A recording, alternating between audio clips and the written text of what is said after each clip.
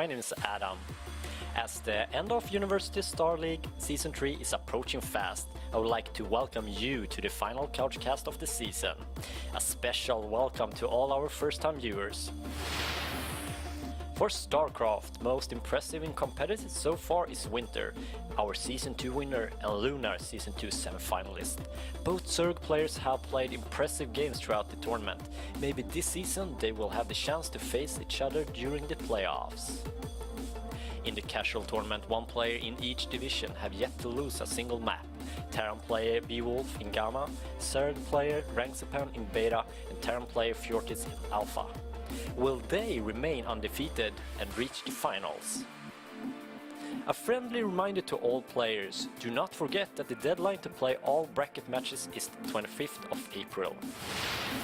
In our HearthStone tournament, 3 players are already through to the semi-finals. Nurgle Pro, Legendaren and DJ Helium. Congratulations to you guys! DJ Helium is truly a player to watch out for. He is the one with the least lost rounds so far in the tournament. Today's live-casted game is the quarterfinal between Dandido and Vortex. Which one of them will go through to the finals is decided today, live on stream, so don't go anywhere. Today marks the end of the CouchCast for Season 3, and we look forward to welcome you to our season finals. Tune in on May the 2nd to 4th on YouTube or Twitch, or join us live on site in Kista. More information on the event can be found on the UniSL Facebook page. Now I hand over to our caster Tenshi and Zeweig for our first Gamma game. Good luck, have fun, and I'll see you in the finals.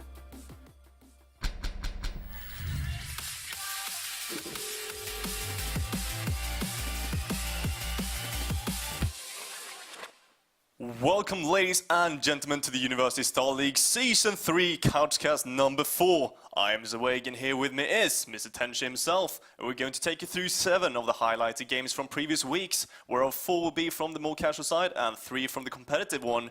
We are right now getting ready for the first one, but first of all, let's welcome Tenshi. Yeah. Thank you very much. This is the first time I'm casting with you, so that's going to be fun. As far as I believe, that was the week before the last cast, number 2, that you were covering together with Mr. Bad Example, who is not with us here today. Yeah, well, to be honest, there's not too much to say before we jump into the first game, and that's going to be coming out of Division Gamma, I believe? Yeah, it's going to be in the more casual part from the beginning. The first 4 games will be from the more casual part of UniSL. We do have 2 different StarCraft 2 leagues. And yep. Of course, it's going to be Gamma, followed by one from Beta as well. So, yeah, I think we're getting ready here. Let's just jump into things then. There we go. So, players up.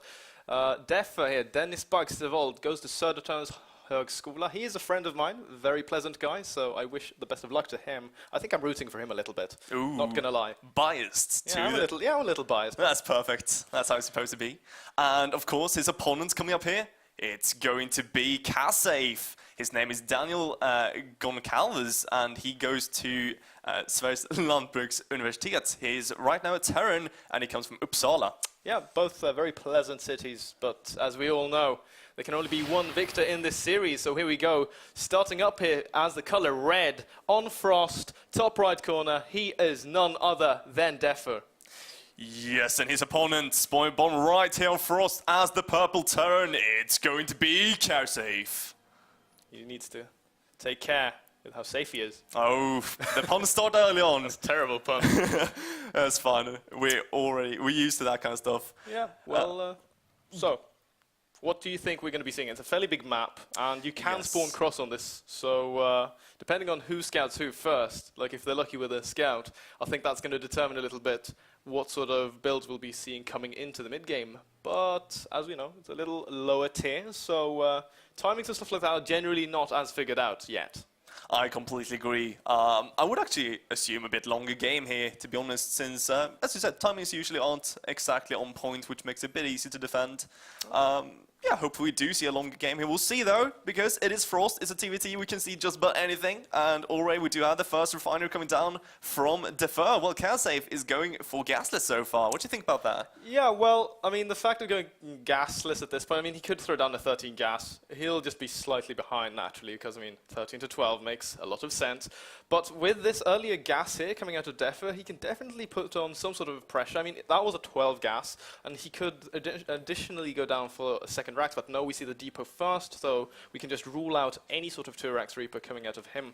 Oh yeah, the 2-Rax Reaper, really scary stuff, but of course... So strong in TVT. It is so strong.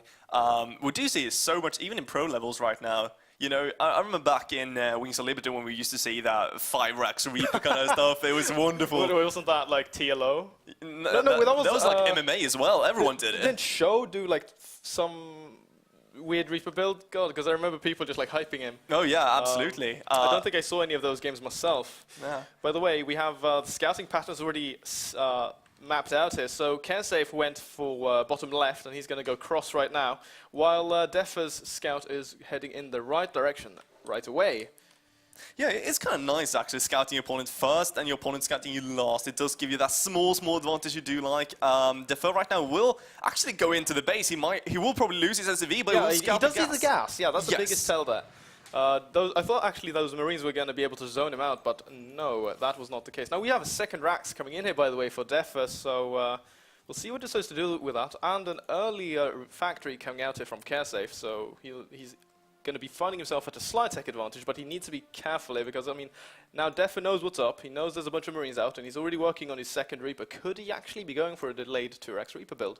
Maybe he will. Maybe a bit more economic than previously. And right now he's making 2 at a time, so you are exactly on point there. Though CouchSafe come out here, and that deep on his go up, and he does make it just the last second, so no scout here from CouchSafe. Doesn't see that last barracks, which is really key here. If he did see the second one, he would know what's coming. And now with the commandant on the low ground, CouchSafe doesn't really know what's going on. A bit of harassment here, but still, this is a really good win here for Defer, I would say. Yeah, absolutely. He's going to find himself in a good economical advantage here, but he might lose that SCV. No, he does not. Okay, never mind. He does, actually.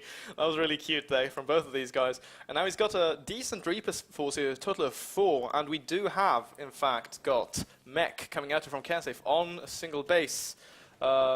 He's making Hellions. Do you think he was going for like a blue flame timing with this? Because, I mean, he's adding a second factory. It looks very TVZ-ish, except it's on one base.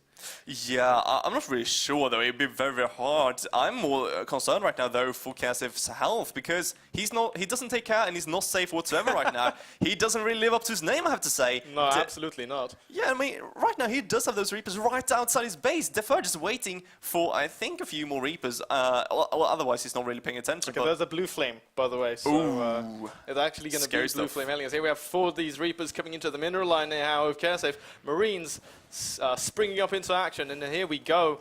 Not too much actually being done here. Not a single SCV lost, and I think that, yeah, Defer might have overcommitted here. I might think so, depending if he can snipe the Hellion, but he doesn't. He's actually going to leave, it seems. Oh, he does get the Hellion. That's still a pretty good snipe. Small win. Yeah, small win. I mean, picking off Hellions when your opponent is going for a Hellion-based timing attack, always a small plus there. Absolutely. I would say, though, CouchSafe is up 1 game, as we can see right now, meaning that Defer does have the more pressure. I mean, CouchSafe can kind of, you know, just do whatever he feels like, since he does have the 1-game buffer. So, you know, Defer does have to kind of survive this pressure, because we still don't see the expansion landed for CouchSafe, meaning that he will be a bit behind in economically, but you know, he can be much more aggressive, as we do see with the Hellions here. Oh yeah, absolutely. Blue Flame is right around the corner from finishing up. We have a starport coming as well. Actually, Defer's starport was slightly quicker, so I think that little Reaper pressure did throw CouchSafe off a little bit. But yeah, I mean, in terms of aggression, the initiative is definitely in CouchSafe's hands. So we'll see what it decides to do. He's just constantly making these Hellions, got a bunch of Marines. Now we have Medevacs coming out. He could potentially go and hit his opponent with a blue flame drop, and that can potentially do a lot of damage. Very, very true. And of course, by the way, for the viewers here, this is a gold versus silver match, just if you're wondering about the skill level coming out here. And by the way, wow, nice snipe by CouchSafe. Yeah, absolutely. They were completely annihilated. So right now, Defer doesn't really have any scouting anymore. He just lost all his Reaper's harassment potential and everything just went away in a second. Now meaning the car safe is completely safe. More opponents coming in to attack. Yeah, but we'll have to see how safe for how long he'll remain safe with this medevac already boosting across the map here to pick up these Hellions and probably go into the main. The front here of Defo's base is walled off with a bunker with Marines in, so I mean those Hellions are not going to be able to come in through the front door at least, but now he needs to stay very wary of his flanks, so we'll just see here if Kersef can make anything happen. Yeah, and Defoe, he did make that one missed turret, so he's kind of safe against Banshees, I guess, but he's not really taking care, or rather into consideration, of the Hellion drop. He's not really looking for it, seems. And to be honest, Defoe doesn't have that much defense right now, so Kazav, he could just drop in and start killing stuff really, really quickly here. I'm kind of scared for him, to be honest. Yeah, we'll have to see it. This medevac is so fast standing by. We have a drop coming in here, though, from Defa as well. Now boosting in here, a couple of Marines and a Marauder dropping into the mineral line here of the main, and we'll see how much damage they can do. Stim actually going down there, so we're killing quite a bit right now. Yeah, Kazif is not having any attention to that drop. He's actually attacking right into the base of Defer. And oh my god, those SCVs are stacking up! Look at the carnage! Those SCVs are not long for this world. And I don't care how much damage Defer did, that was not even close to enough. Right now, we actually have, oh my god, never mind, Kazif at 12 workers. He did much more damage than anticipated. Yeah, absolutely. Both of these guys at very low economies. Yeah, what's going to happen at this point? I mean, we have a lot of Hellions coming out, and now finally Banshees making their way here out from our purple Terran, Caresafe that is. He's even got Cloak researching, so that's going to be finished up shortly. There is a turret in each mineral line, though, so I don't think they'll be able to do too much. They could potentially pick off maybe the siege tank in the main of Defa, harass some of the buildings, but not too much is going to be going down here. And that is unfortunate. Those SVs are not mining, so even though the Defer does have a few more SVs, they were not working whatsoever. Still too idle here in the middle line of Defer. Oh, yeah. And this is actually the point where Caresafe usually... little sloppy there. Yeah, and this is what Caresafe is thinking, hey, it's fine, I have mules. And then 2 seconds later realizing, oh wait, it's a TVT, everyone has mules. Yeah, everyone has mules. And the danger, by the way, guys, of even though you lose SCVs and you get that economical boost, it means you'll mine out your base a lot quicker. So you'll have to remember to take those expansions. But Caresafe, nonetheless, does not forget that. So he's actually going right ahead and taking a third base. Yes, and now it looks like Defer is going to be the one who has to put on some aggression. He does have more workers, though, and he does have a bit of a bigger army, as we can see here on the supply count. 20 supply ahead. Yeah, he's quite far ahead, and he also, of course, got that upgrade, which is very, very nice for him. Let's see, though. Still, I mean, Defer in a very, very defensive position, but if he pushes out, Caresafe doesn't really have too much, and with those 3 bases, he's really spread out. Yeah. So looking at things now, right now, oh my god, that sentence was reversed. We have a decent army composition here, though, for Defa. So, I mean, he definitely could go and put on some decent pressure, but playing very passive. I think that's a thing, though, when you're, like, slightly lower down in StarCraft 2. The decision-making, sort of, it's really easy to fall into this passive slot where you don't do too much because, I mean, you're sitting back, you're very comfortable, and if you move out, then what happens if you get dropped, your army's out of position and things like that. So, that's something for you guys to remember, like, at some point in time, it is viable to just go fucking kill your opponent. Yes, I completely agree. Just as Day9 puts it, you know, if someone goes for tech and economy and army and tries to do everything, just go kill them. Caresafe right now making, as we said before, a really big mech army though. And as we do know from previous experience, Bio isn't the strongest against mech until you get those, you know, tons and tons of Marauders. I'm not sure how much Differ knows about this kind of mech composition though. And also worth noting is that Caresafe is kind of catching up here, both in workers and in supply, meaning that when Defer does push out, and as you said, he won't be dropping at the same time, since we haven't seen too much double-pronged aggression, you know, Caresafe should be safe, kind of just defending this. Okay, but look at this. This is a little annoying. He'll have to borrow those Widowmice to deal with this Viking, because, I mean, there's nothing in this army that actually shoots up. So he'll need to think about that. Should probably start getting Thors at some point in order to deal with those, because, I mean, as a response to the Banshees, if we see Defa getting a bunch of Vikings, well, those are going to be pretty much completely irrelevant for any sort of battle coming up. But now we have a drop here on the left-hand side, moving across the center of the map, which is rallied to hit that third base. Yeah, this is going to be very, very dangerous for Kaz if he does have that one turret though, and here comes the Widow Mines. Oh my god, the trap is real. The trap is real, Tenshi, and here comes Defer. Is he going to go right into it? Oh yeah, he's so close. Oh my god, does he go into the mine? Yes, he does! And there we go. Medevac down, and Kaz, he's just grinning by now. Yeah, that is so... it's just, that feeling of when someone walks into your Widow Mines, it's... I mean, I'm a Protoss, but I definitely know how frustrating it is to walk into a Widow Mine, and how good it feels to have people walk into your Widow Mines. I am a Sug, I know the feeling. Over and over again to do stuff. But you know, when you have a bunch of Marines walking over 2 burrowed banelings... Oh yes, oh my god, that is nothing better.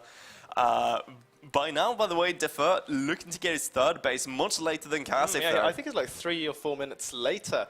Absolutely. So it's going to take some time for him to catch up in economy. Ooh. He's ahead in SCVs though, so maybe he's not too far behind. But at least he's going to be mining out his bases a bit faster than his opponent. But quite a major supply block here for him right now. And we actually have no depots going down. Battlecruiser operational. Whoa, really? This we have BCs in the game. Here we go. 17 minutes. Okay, 17 minutes isn't too early, but yeah. Still, it is awesome. I just love the BCs. Basically, they just... But they don't do too well versus Bio, do they? No, they don't. The good thing about them is that they can make big plays, basically. Like, if you manage to wipe out an arm or something, they are so great to just 1 versus 1 combat. They actually can take a lot. When you have those 3 armor on them, the Marines can't really do way too much. They're crazy, because they have like 2 base armor. Yeah, so exactly. Just insane. So Marines do nothing. We actually only have, just now, 2-2 started here for Defa, so 2-2 Marines versus +1 ship plating armor. Armored battlecruisers, they're not going to be dealing too much damage anyway. No. But the thing also to consider is if Kaz would set this up, so let's say he goes in with the battlecruisers first and then tries to flank with these Hellions, he could do some really big damage. Just like if all of the bio is lined up perfectly, focusing on that battlecruiser. The Hellions arc, you know. Oh my god. Wow. Okay, but here we go, another drop. There's a Hellion here placed in quite a good position here to spot that, so he's going to see that, but it's all about how on par he is with his minimap awareness. But we have 2 more Widow Mines here, so if this Medevac actually decides to turn, there we go, he turns and goes right back home. Best place to be. Yes, and this one Hellion just happened like, oh, stray Marines, let's kill them off. But actually, it's not too valuable, to be honest, versus one Marine. Oh my god, what? Those are some steroids, to be honest. Marines those are some real steroids. Pretty good, man. Wow. They're pretty good. OP. I don't know if someone told you that, but I mean, you must know how it feels, you know, the 3-3 bio when you're researching your hive as a Zerg. You're stuck on 2-2. Never again, never again. That's a terrible feeling. And that is why I play Counter-Strike. No, but right now, you know, Kaz, he's getting more and more of that wonderful mech. He's also getting his 2nd armory, getting ready to just pump out those upgrades. And of course, those battlecruisers looking so scary. But as we said, you know, they don't do all too much damage versus the bio. They're more just, you know, big tanks, and hopefully he'll just... You know, Kaz is hoping that he'll just target them down. A good way as well is, like, with these battlecruisers, if your opponent overreacts, then you can just sweep them across with a strong ground army. And the mech, as we know, is one of the most powerful ground armies in the game. Absolutely. It does lack in siege tanks, I have to say. It does. Like, Hellions will be pretty good, even against Marauders in these numbers, but it's going to be very important with this. I mean, considering the sheer mass of bio units, he'll definitely need to find some of the response, especially when they are backed up by this amount of siege tanks, say, from Defa. Yeah, the problem here with the Raven as well is the Raven is also awesome usually, but the problem with it is that this, the point defense drones really won't help the siege tanks because you have so many Marines, meaning that he kind of just has to use his either turrets onto the siege tanks or his Hunter-Seeker missiles, which are just awesome against the Marines. But if we do see some nice splits from Defer, that suddenly could backfire. Yeah, we'll see. Here we have these Hellions coming in here. They're actually going to be able to stop the construction of that 4th command center, and we'll pick off another SCV. Now, Defer is actually moving his entire army to just go and fight this off. And, yeah, well, this is just some small poking going on here, but we still see Kezev waiting for that max. He's so close right now. 183 mech supply to 162 of our red Bioterran. So soon, I believe that the deciding battle of this game is going to be taking place shortly, once Kezev reaches that 200-200. Absolutely, and I think at this point, at 22 minutes into the game, we can officially call it late game, or late game. And I mean, right now, this is kind of where things get kind of heated, because when you max out, you know, that you're just gathering more resources. Suddenly it becomes more of a fight here, who can get the more bases. But look at that, Defer right now dropping here, getting close to actually deny that command center. He picks up, though, interestingly enough, buying some here time. come all the Hellions, though, so Ooh. that's going to get shut down quite heavily. He could Yamato... Okay, no. Oh my god. Come on. Okay, with the mines. Yeah, there we go. He even parked there. Yeah. He even stopped. Wow. Feels like it was deliberate. Oh, there's a siege tank that's straight out of position. And did he scan to see the siege? Okay. I think so. Well, that was really odd. Yeah, that was interesting. He might have thought like it was a trap or something. I'm not really sure, but here comes CouchCast though, and he has an entire fleet. That's not, you know, a few Banshees. That's a BCs. fleet. Oh, 5 Banshees as well with Cloak. Yeah. And there's one turret only and a Raven. yeah, and he doesn't have too many scans available actually. So Oh, the siege tanks. these could do a lot of these Banshees could actually do a lot of damage. Yeah, those siege tanks are falling way too quickly. Defer's not defending them, and look at that nice snipe so far by CouchCast. He's getting out. He traded those Banshees. two Banshees for 3 siege tanks. That's amazing. Did you get 3? Okay, that's pretty good. But here we go. There's even a planetary here. This is not the place you want to be attacking into with all of these units. To be honest, this planetary really is going to be showing its power against these squishy aliens. Now the battle cruisers coming in here. Vikings sending off volleys after volleys, and I don't know how this fight is going to go. Oh, it's getting close though. That planetary is getting kinda low at least, and I mean, I have to say though, CouchCast extending a bit too much, especially with those turrets. And here we go, Defer pushing on forward. 2 battle cruisers that's gone down so far, and nothing on the ground left for CouchCast. He was eradicated by the AOE and the missile turret, and those battle cruisers getting low. As we said, the armor really helping out, but it's not going to be enough. And the CouchCast is wiped out, and of course, with a mech army, it takes literally 100 years to rebuild again. Yeah, absolutely. Mech armies are like the Roman Empire. You build them once. Maybe not literally, but almost at least. You didn't build Rome in a day, and you don't build a mech army in a day. That's true. That's so true. Just ask Goody, you know. Yeah, but goody. Here we go, though. The counterattack coming out from Def. A very decisive battle there. His Vikings weren't actually firing this. We could have saved some of that bio. But, you know, he could potentially be walking into a minefield. Okay, that's a single mine. Yeah, that's not really a minefield. It's more like, oh my god, he's even going to shoot it. Yeah, there's even a Raven there to detect that's so that. sad. That's like Wall-E almost, I'm feeling. That is like Wall-E. It's like Wall-E, the lone widow mine. Wall-E is more like, I think Wall-E reminds me more of like a mule. Oh, that's true. The lone mule. The lone mule. Oh my god, and here comes Defer though. He's looking to close out the game, though CouchCast not too far behind in supply, to be honest. 6 battle cruisers, to be fair. But there is +3 attack on these Marines, so they're going to be able to make quick work of anything. Okay, some of the bio actually moving away to, I don't know. Yeah, he's back. I don't really know what happened there. I think it was a misclick, but here comes Defer though. He's focusing down the first battle cruiser. Just look at the armor though. They're taking ages to kill off, and here comes even a few SCVs to help repairing. I think those battle cruisers can actually just overpower this, although those Marauders... Yeah, showing that power so strong versus anything armored, just annihilating that command center in a matter of seconds, and now coming into the production line here, hitting the factories. Okay, not factories, I would call it plane factories, but, you know, destroying those starports, so goodbye to battle cruiser production, and he's pretty much sending CouchCast back to the Stone Age. He really is. He's killing off so much infrastructure. Even though Defer is losing a lot here, remember, CouchCast is going to have a really hard time rebuilding his army, especially since he's going battle cruisers. It's going to be very hard. I think he's down to like 1 starport now to just produce them from. It's going to be extremely hard to make his fleet again. And now Defer, he didn't lose any production facilities. He's mining a ton. So look at the gas from him. He can just, you know, do whatever he feels like, and suddenly...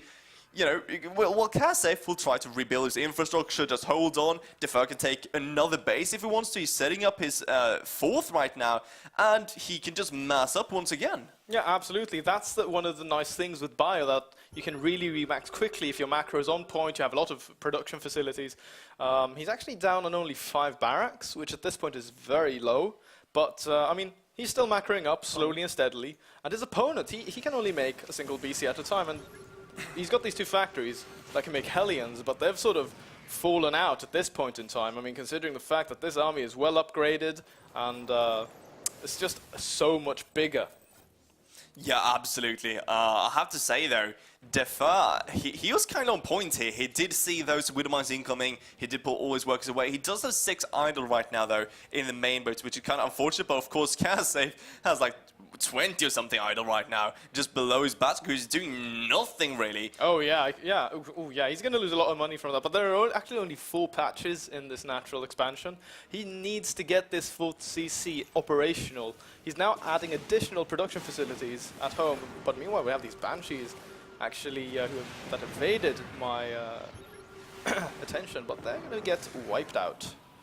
Indeed, and Defer right now, looking at the supply for a second here, we can see Defer, even though he only has 3 more workers, he's so far ahead in the supply count. He has 50 more armor supply almost. But Kasev, he has such an economy. He's just producing he's creating... He's got a big bank at least. Yeah, exactly. And he's creating so many factories that he will just mass that unit, but I don't think it's going to be in time. Defer right now, he has an amazingly strong army, and he has to hit this timing. He has to attack right this second before Kasif can get that armada of dangerous units. And I think that's exactly what he's going to do, and I do not see Kasif surviving this. That's going to be very difficult. And now he's adding these factories, but that's going to be another 45 seconds for those siege tanks to pop out. So now we have Defo coming in here, moving in for the kill. Widow Mines gets cleaned up, but he actually needs to be a little careful with these Hellions because, I mean, they still prove quite a potent threat. But now, let's see, okay, we have a bunch of siege tanks here for our Red Terran, so he's slowly going to be pushing forward here. But this is in the other, for the other Terran, it's going to be giving him time to get some of those siege tanks out, and that's exactly what Kessev wants. He just needs to buy time right now to get out tanks himself. And Defer has to attack right now. He needs to attack. He's almost maxed out, and he's so afraid. Nice snipe, by the way, by Kasev. He's so afraid of these Hellions. If he could just split up a bit and try to attack with the siege tanks and mostly... Ooh, nice use of the Yamato guns there, picking off those siege tanks, by the way. Ooh, very, very nice indeed. I like the Yamato gun. It's very powerful. It is very, very nice. What is that, 400 damage? 300 damage? I can't remember, though. This was such a long time since I saw it last. You almost never see it anymore. You don't see BCs that much as well. So I really like seeing them once again. But here comes the Vikings. So they are BC kills number uno. The problem, though, is there are too many BCs. How many? We have a total of 4 now. 1 did go down, but these Yamato cannons proving their power. SME's actually coming in for the fight. Big arc here for Defo, stimming forward. He's going to be able to annihilate everything here. All the battle cruisers falling really, really quickly, and GG is called. Yeah, GG here, and it looks like we will have. It looks like here we will have Kasif won, right? Sorry, Defer. Wow, yeah, I mixed up the names. I was like, Kasif can't won. So yeah, 1-1. Very, very cool. Congratulations, Defo. You can make it, boy. I believe in you. It's wonderful. So yeah, a very interesting game, I have to say, especially on Frost. As I said, it can get kind of to the late game, which we did see now, a very, very long game.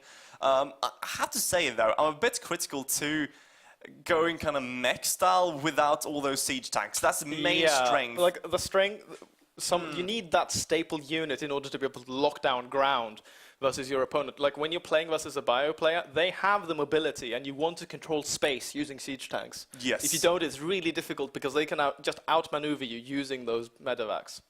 Yeah, it is very important. You can use it both defensively and offensively by leapfrogging back and forth. So, I think a very interesting game, TVT, starting off with. Yeah, TVT is definitely one of my favorite matchups. I should spend more time playing Terran. You probably should. Should. Do you off-race anything? I actually don't do it as much anymore. I did it for some time. I tried to get... I think I got to Diamond with all races. But I kind of just played. I didn't get any builds. I was just more like create Marines, A move, hope for the best. I'm sort of doing the thing like rely on mechanics. Because I can honestly and proudly say that I am a Protoss with mechanics. What? They exist? We do. We're a rare breed, but we do exist. We're out there. That's news. No, sorry.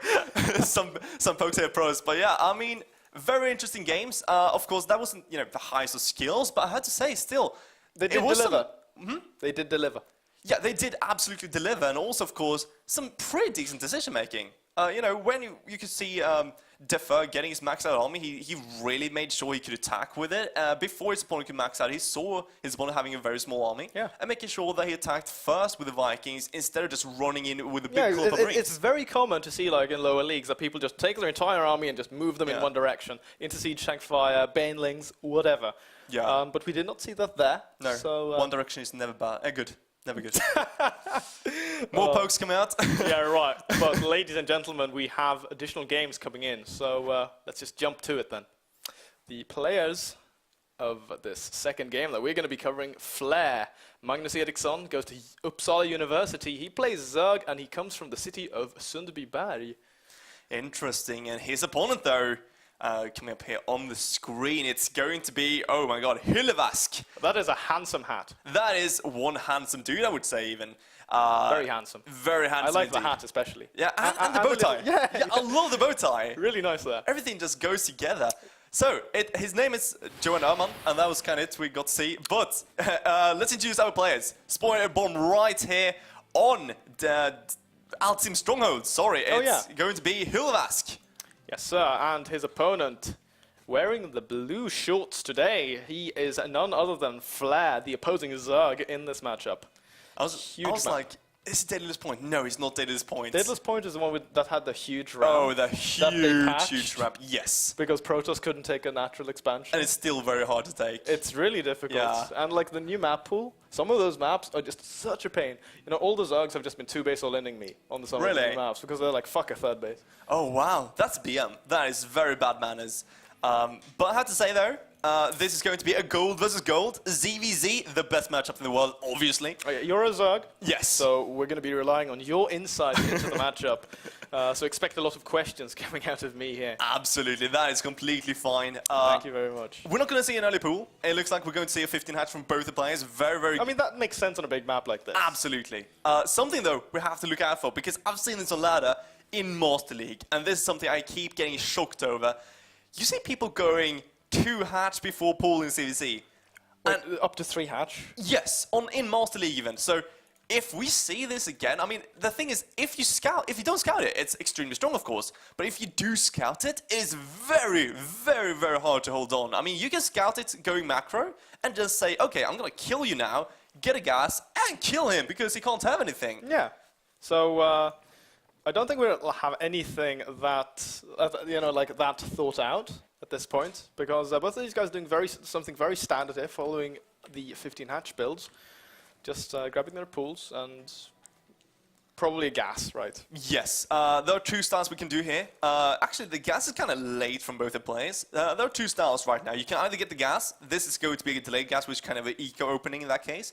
Or we could see the more roach kind of focus build, where you don't get a gas whatsoever. You get a few queens, up to about 4, and you try to just survive any kind of ling attacks with spines and queens, get your third base, and try to just go right into roaches, since you have such a strong economy and backbone on minerals. Yeah, that makes a lot of sense. I mean, you have to like dump those minerals into something, and lings are, as we know, not the most cost-efficient mineral dump. Yeah, and as we see here, we already see a third base very, very early from Hyllevask. Oh, I like this, actually. Yeah. I do prefer this as in comparison to just sit back like Flair is doing right now. And we also have to make sure here to note that even though they have overlords on the map, they haven't really scouted everything, as we can tell, so they don't really know what's going on yet. And no one actually sent a drone scout, which is something I really do like seeing. Because when do you send that drone scout? I would actually send it on about 11 or 12, because you won't see anything kind of cheesy before the pool has finished, but you know it in time to make the extra queen or 2. You can make the spine core just before it comes out, so 11 or 12, pretty good. Depending also if you're scouting the last or first. But in this case, very, very economic opening for both the players. Hyllevask now adding on his gas. We probably will see a second one as well coming out quite soon if he keeps on going roaches. Yeah, to be honest, at this point he's just ahead in general. Yeah. I mean, even though he's just behind with 5 drones right now, that's not really going to be relevant as to this third base just finishing up now. And it's kind of the cost of getting a third base, because he's spending so many minutes. The drone money that was supposed to be those additional drones went into the hatchery. Exactly, and he made some extra drones, lings as well, just to make sure. If there comes an attack with 4 lings, he's not going to lose a queen. Nothing ridiculous like that. No. So he's in a really good position, I'd say. He's actually, now we see him adding those additional drones that he didn't have at the earliest stage of the game. Double gas here coming up for Flare, so he's just put 6 guys on gas, and what is he going to be doing with this? I'm asking you this. Flare getting a double gas, now actually adding on a 3rd one as well, interesting. Okay, so if he has a 4th, which would be a bit late, but still doable, we could see him trying to go up to Muta. If he keeps on 3 though, he can do a very, very strong 2-based roach, but it's going to be way too late for that. So I'm just expecting the 4th gas and some Muti coming out, to be honest. Well, Hilavask, he didn't get the roach ward, meaning he is extremely greedy, like extremely Cutting a lot of corners, but he is getting that spine though in his 3rd base, sending out a few lings here to just get some map control / map vision. He'll probably end up seeing this 3rd base going down here for his opponent, so he'll know that he's quite far ahead in terms of economy. But now we have the lair here for Flare. And an interesting thing is we saw a fairly late Baneling nest here for Hylevask. Is he going to be looking to just use these Banelings defensively, or could he just make a swell of lings and then go for some pressure? Well, I think those 20 lings most likely won't be defensive. Oh, yes, they'll most likely go to attack. They just made when you said it, so it's kind of funny. But yeah, of course that's going to happen. He's making a few drones behind it, interesting enough. So I like that, though. It's sort of like DRG does, because he has this thing where he'd make like half of his lava into units, half of his lavas into drones, whereas most Zugs just make only drones or only units. Yes. I kind of like, going both ways like that. It's, I mean, if your mechanics aren't top-notch, and same with the decision-making, stuff like that, maybe it's not going to pay off. But when you're at that level as DRG, then, naturally it does make a lot of sense that you can make some magic happen with that. Yeah, actually, to be honest, Hylevask, he's not attacking. This is very interesting because he made so many lings that I actually thought he would try to go for a timing here with the low lings and Banelings. Yeah, I thought so too. And like, then just droning behind it. Kill the 3rd base. He can kill the 3rd base, or just lower drones, depending on the defense. Oh yeah, depending if he gets into the main. Exactly. So depending on how Flare has kind of played it out, he can either attack right into the 3rd base, as you say, and get the 3rd base very easily. If for some reason Flare has non-speed roaches in the 3rd, we could suddenly see Hylevask just running past him right into the main because nothing will defend it. Yeah. But in this case, he's just going to be very defensive because he got such an early hatch, and this is very common when you see someone go early hatch. He actually was very greedy, so he should have died to any all-in. But he didn't, and now he's kind of overcompensating by making a ton of defense, since he's not really knowing what's going on. Yeah, he's even making additional 12 lings, but again, more drones. I really like this, by the way. We have a few lings and banelings on top of the main ramp here for Hylevask, so, in case of any big ling attacks, would try to run past him. I really think that's cute. It's yeah, and I just have to say, by the way, good contingency plan. Very, very true. On the production tab, this is something every turn hates to see. We see Banelings Baneling speed on the way, roach speed on the way, and a few roaches as well as some carapace upgrades. Sorry, it's very hard to swallow and talk at the same time. Actually, I want to point out one small thing here. I don't like getting the carapace because you're going for a roach-based army versus lings like this. Because, I mean, with the +1, you 2-shot lings. It's like the Zealot effect. But the big thing with the carapace when you're Banelings is that Banelings now... actually, no, that's links. Never mind. Actually, it does make sense. Yes, you are completely correct.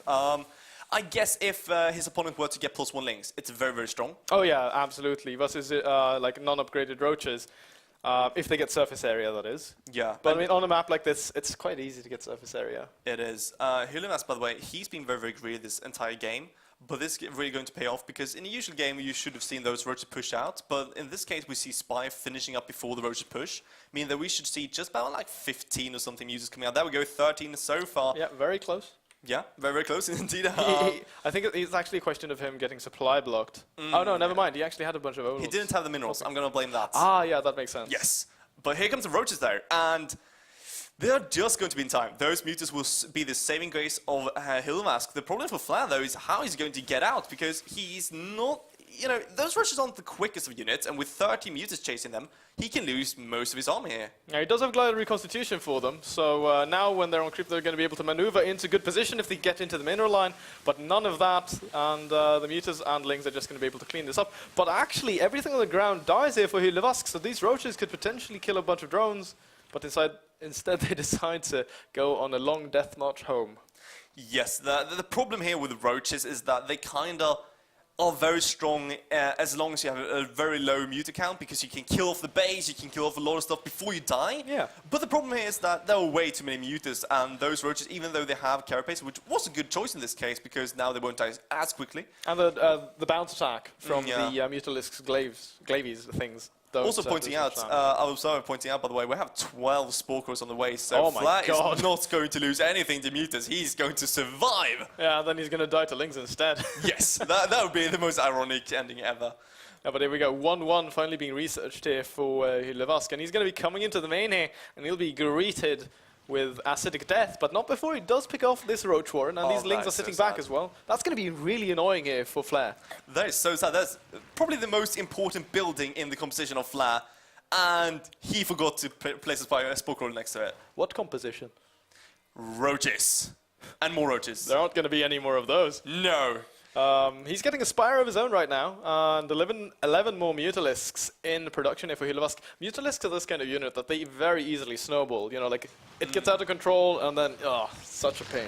I remember, if you play ZVZ, if you have ever played ZVZ, anyone, you know exactly the feeling. When you play Mutas with Muta, it is so important, every single detail. If you have 3 more drones, you can win the game, and Flair right now is so far behind. Look at the amount of Mutas here going right through the Spore Crawler. He's going to ignore it. Nice transfuse, though, but still, he kind of can attack into this, but of course some nice micro Flair. Oh, he's going to be able to pick off this Spire. It's actually building in the middle of the mineral line. I thought that was a Spore. Oh no, he's flying in over those Spore Crawlers, taking a little too much damage there. But these drones are now exposed inside of the main base. The third base is being very nicely protected here from the ground, but with these additional Mutalisks coming to reinforce, I think that Hylvask could potentially just push through on some of the less defended areas of Flair's base. Yeah, Hylvask is kind of setting up here. Muta to the right, Muta to the left, Oh, and this Link to is the really front. nice. Yeah, he can attack from 3 fronts at the same time. We're getting ready for a very interesting attack. Of course, though, this is going to take some really heavy micro. Yeah, and he needs to be so careful, because if he forgets one Muta group Yeah. above a Spore for like 3 Oh seconds... my god, he can lose 15 Mutas like that. Yeah. So, it's a very, very scary kind of fall. Okay, here we go. Link's coming into the main base. Ooh, this is so scary. Here they come. They're going to attack the Queen, but I think they should be focusing down the line just a second. All the drones. A lot of Links coming down, though, from Flag going to hold this, and Hylvask not attacking with the Mutas whatsoever. Whole position here, trying to get a few drones, not really going to get anything of value. And suddenly Flathead turning this around by getting a lot of Mutas himself. Yeah, he had 23 in total. And right now, Hylvask needs to regroup with his Mutalisks, because if they're caught out here in smaller numbers and get overwhelmed, then this game can very easily turn into Flair's favor.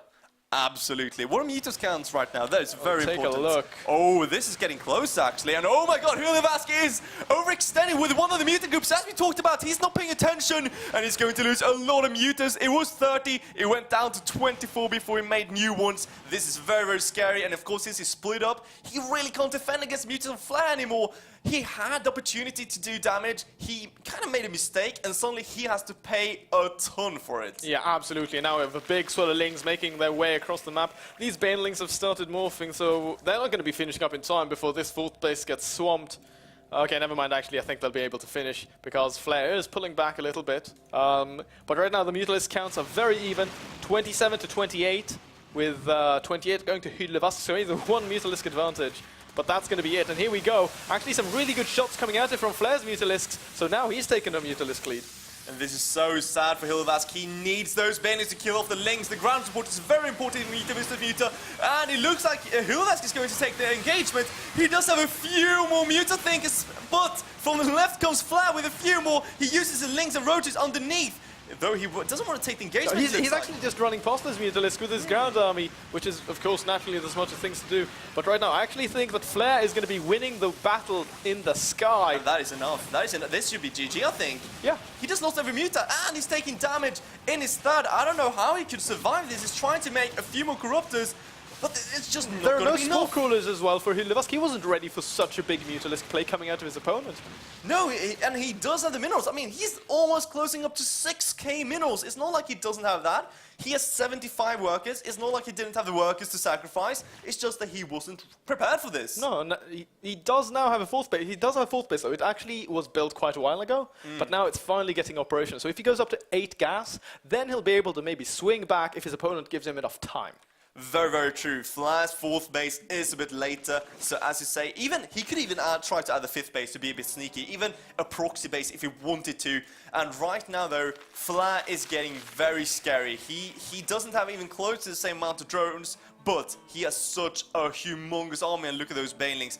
We have 38 banelings morphing right now. This is insanity, and I don't really know. He could just kill a hatchery with this, or 2 even. If he's not careful, though, like if he just moves them across the map and Hulevas comes in with a good position with his muters, imagine how many of those banelings he could pick off before they actually reach Hulevask's territory. Yeah, like 3 banelings just walking. Oh god, he's going to be able to get a cancel on this 5th hatchery. Oh, nice play. Not even a cancel, actually a kill. Wow. That's kind of insane. Is he going to get the 4th? There is a hidden base going down there. Okay, and he's not going to get this one because here come the Mutalisks from Flair, so he's forced to get out of there. Yeah, he really needs to pay attention to his mutants now. He can't afford losing anymore, but look at the production tab. We have pathogen glands on the way, meaning that he will try to go into Infestus. This is the backup plan for any kind of muta versus muta. If you get those fungals down, the muta will take so much damage, first of all, they will not be able to leave. Oh my god! Out of position, does lose 1. Oh, that could have been terrible. That could have been much worse. Whoa. I was so scared for him. Yeah, he was lucky there. Yeah, he was really lucky. Okay, but here we go. The mutas are finally bunching up. He could have gotten those for free if he turned around, but no. Okay, right now there are no infestors out here for Hulevas. He does have pathogen glands, so the ones that are in production are going to be spawning and having enough energy for fungals. Rolling. But here we go. Bailings rolling and killing everything. Look at the carnage. Dropping down to 46 drones from 75. Wow. Oh my god, everything on the ground just getting annihilated. And still a lot left, killing off the rest of the Bailings of Hulevas, and still he's killing off the hatchery. He's saving those Bailings for a more rainy day. And those infestors are going down to just links. This is horrible for Hulevas. Is now dropping so quickly to supply. Here comes the rest of the links. Where the mutants closes out, and there we go, the GG. Oh my god, that was definitely Hulevas' game to lose. That was absolutely his game to lose. I think everything boiled down to 2 things, actually. He didn't scout the muta incoming. Yeah, the big switch. Yeah, the big switch. And losing that clump of mutas on the right-hand side. Exactly, that was the second thing. He didn't pay attention and lost so many mutas. Every muta count.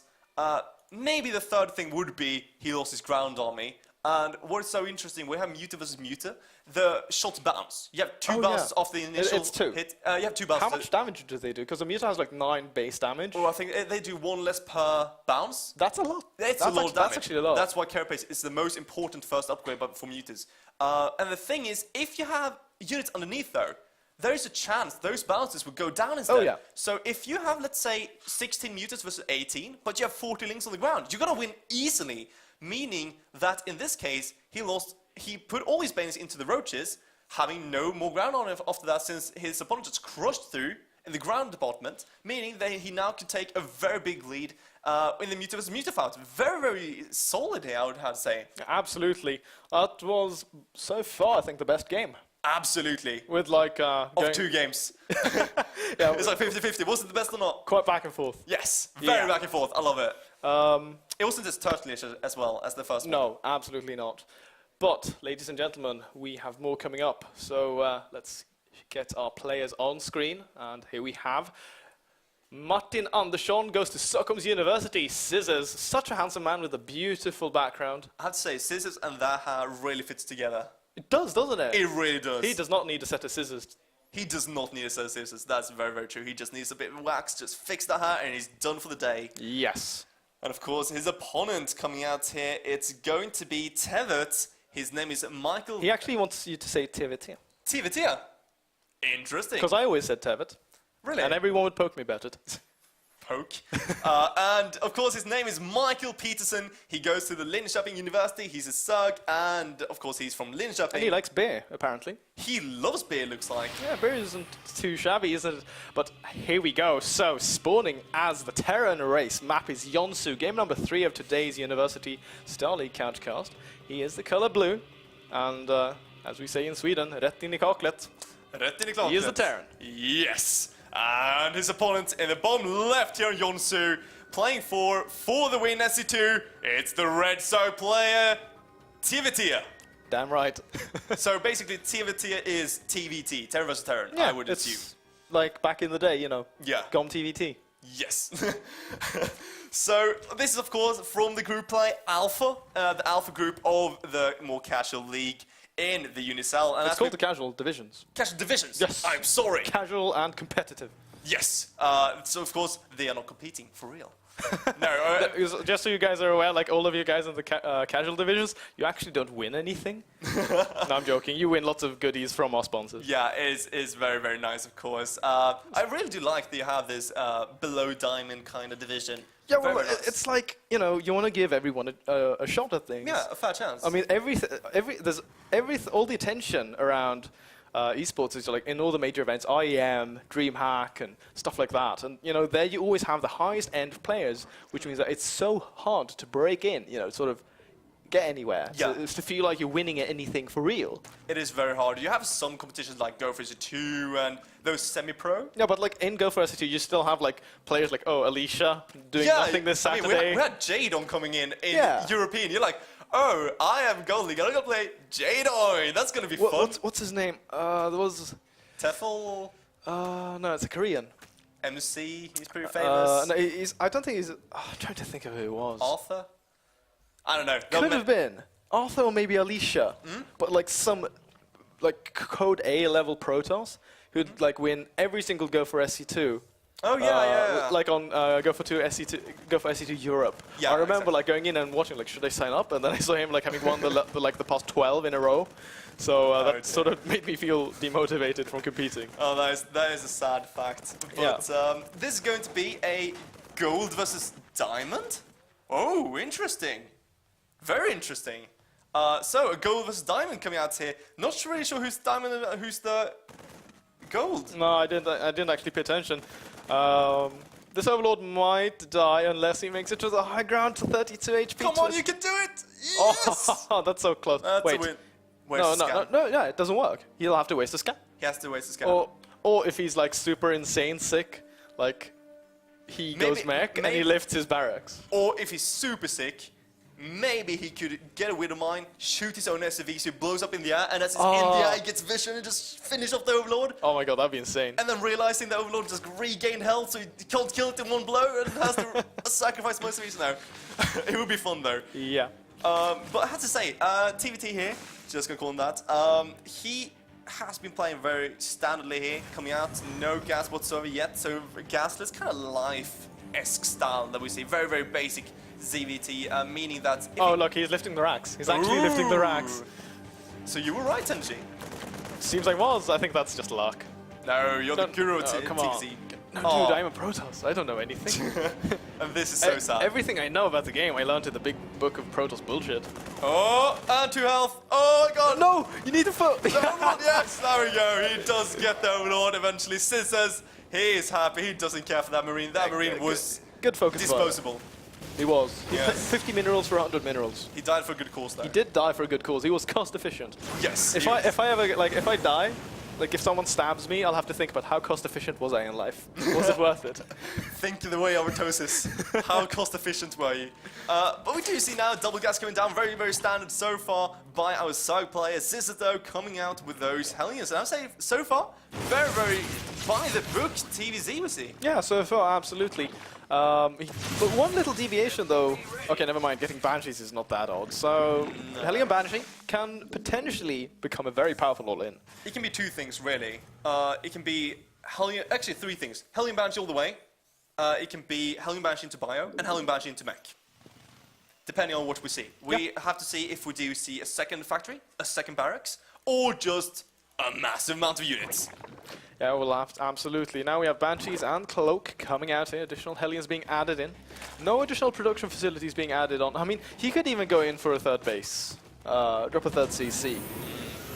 He could. At this point in time. Okay, he's going to be walling off with his racks. I think we're having Mech. I feel like Mech. I think so too. He's getting the cloak very, very good. I think this is going to be kind of aggressive mech. Something we see like Strelok, for instance. Kind of Strelok. Oh, Strelok, is he still alive? He's still alive and well.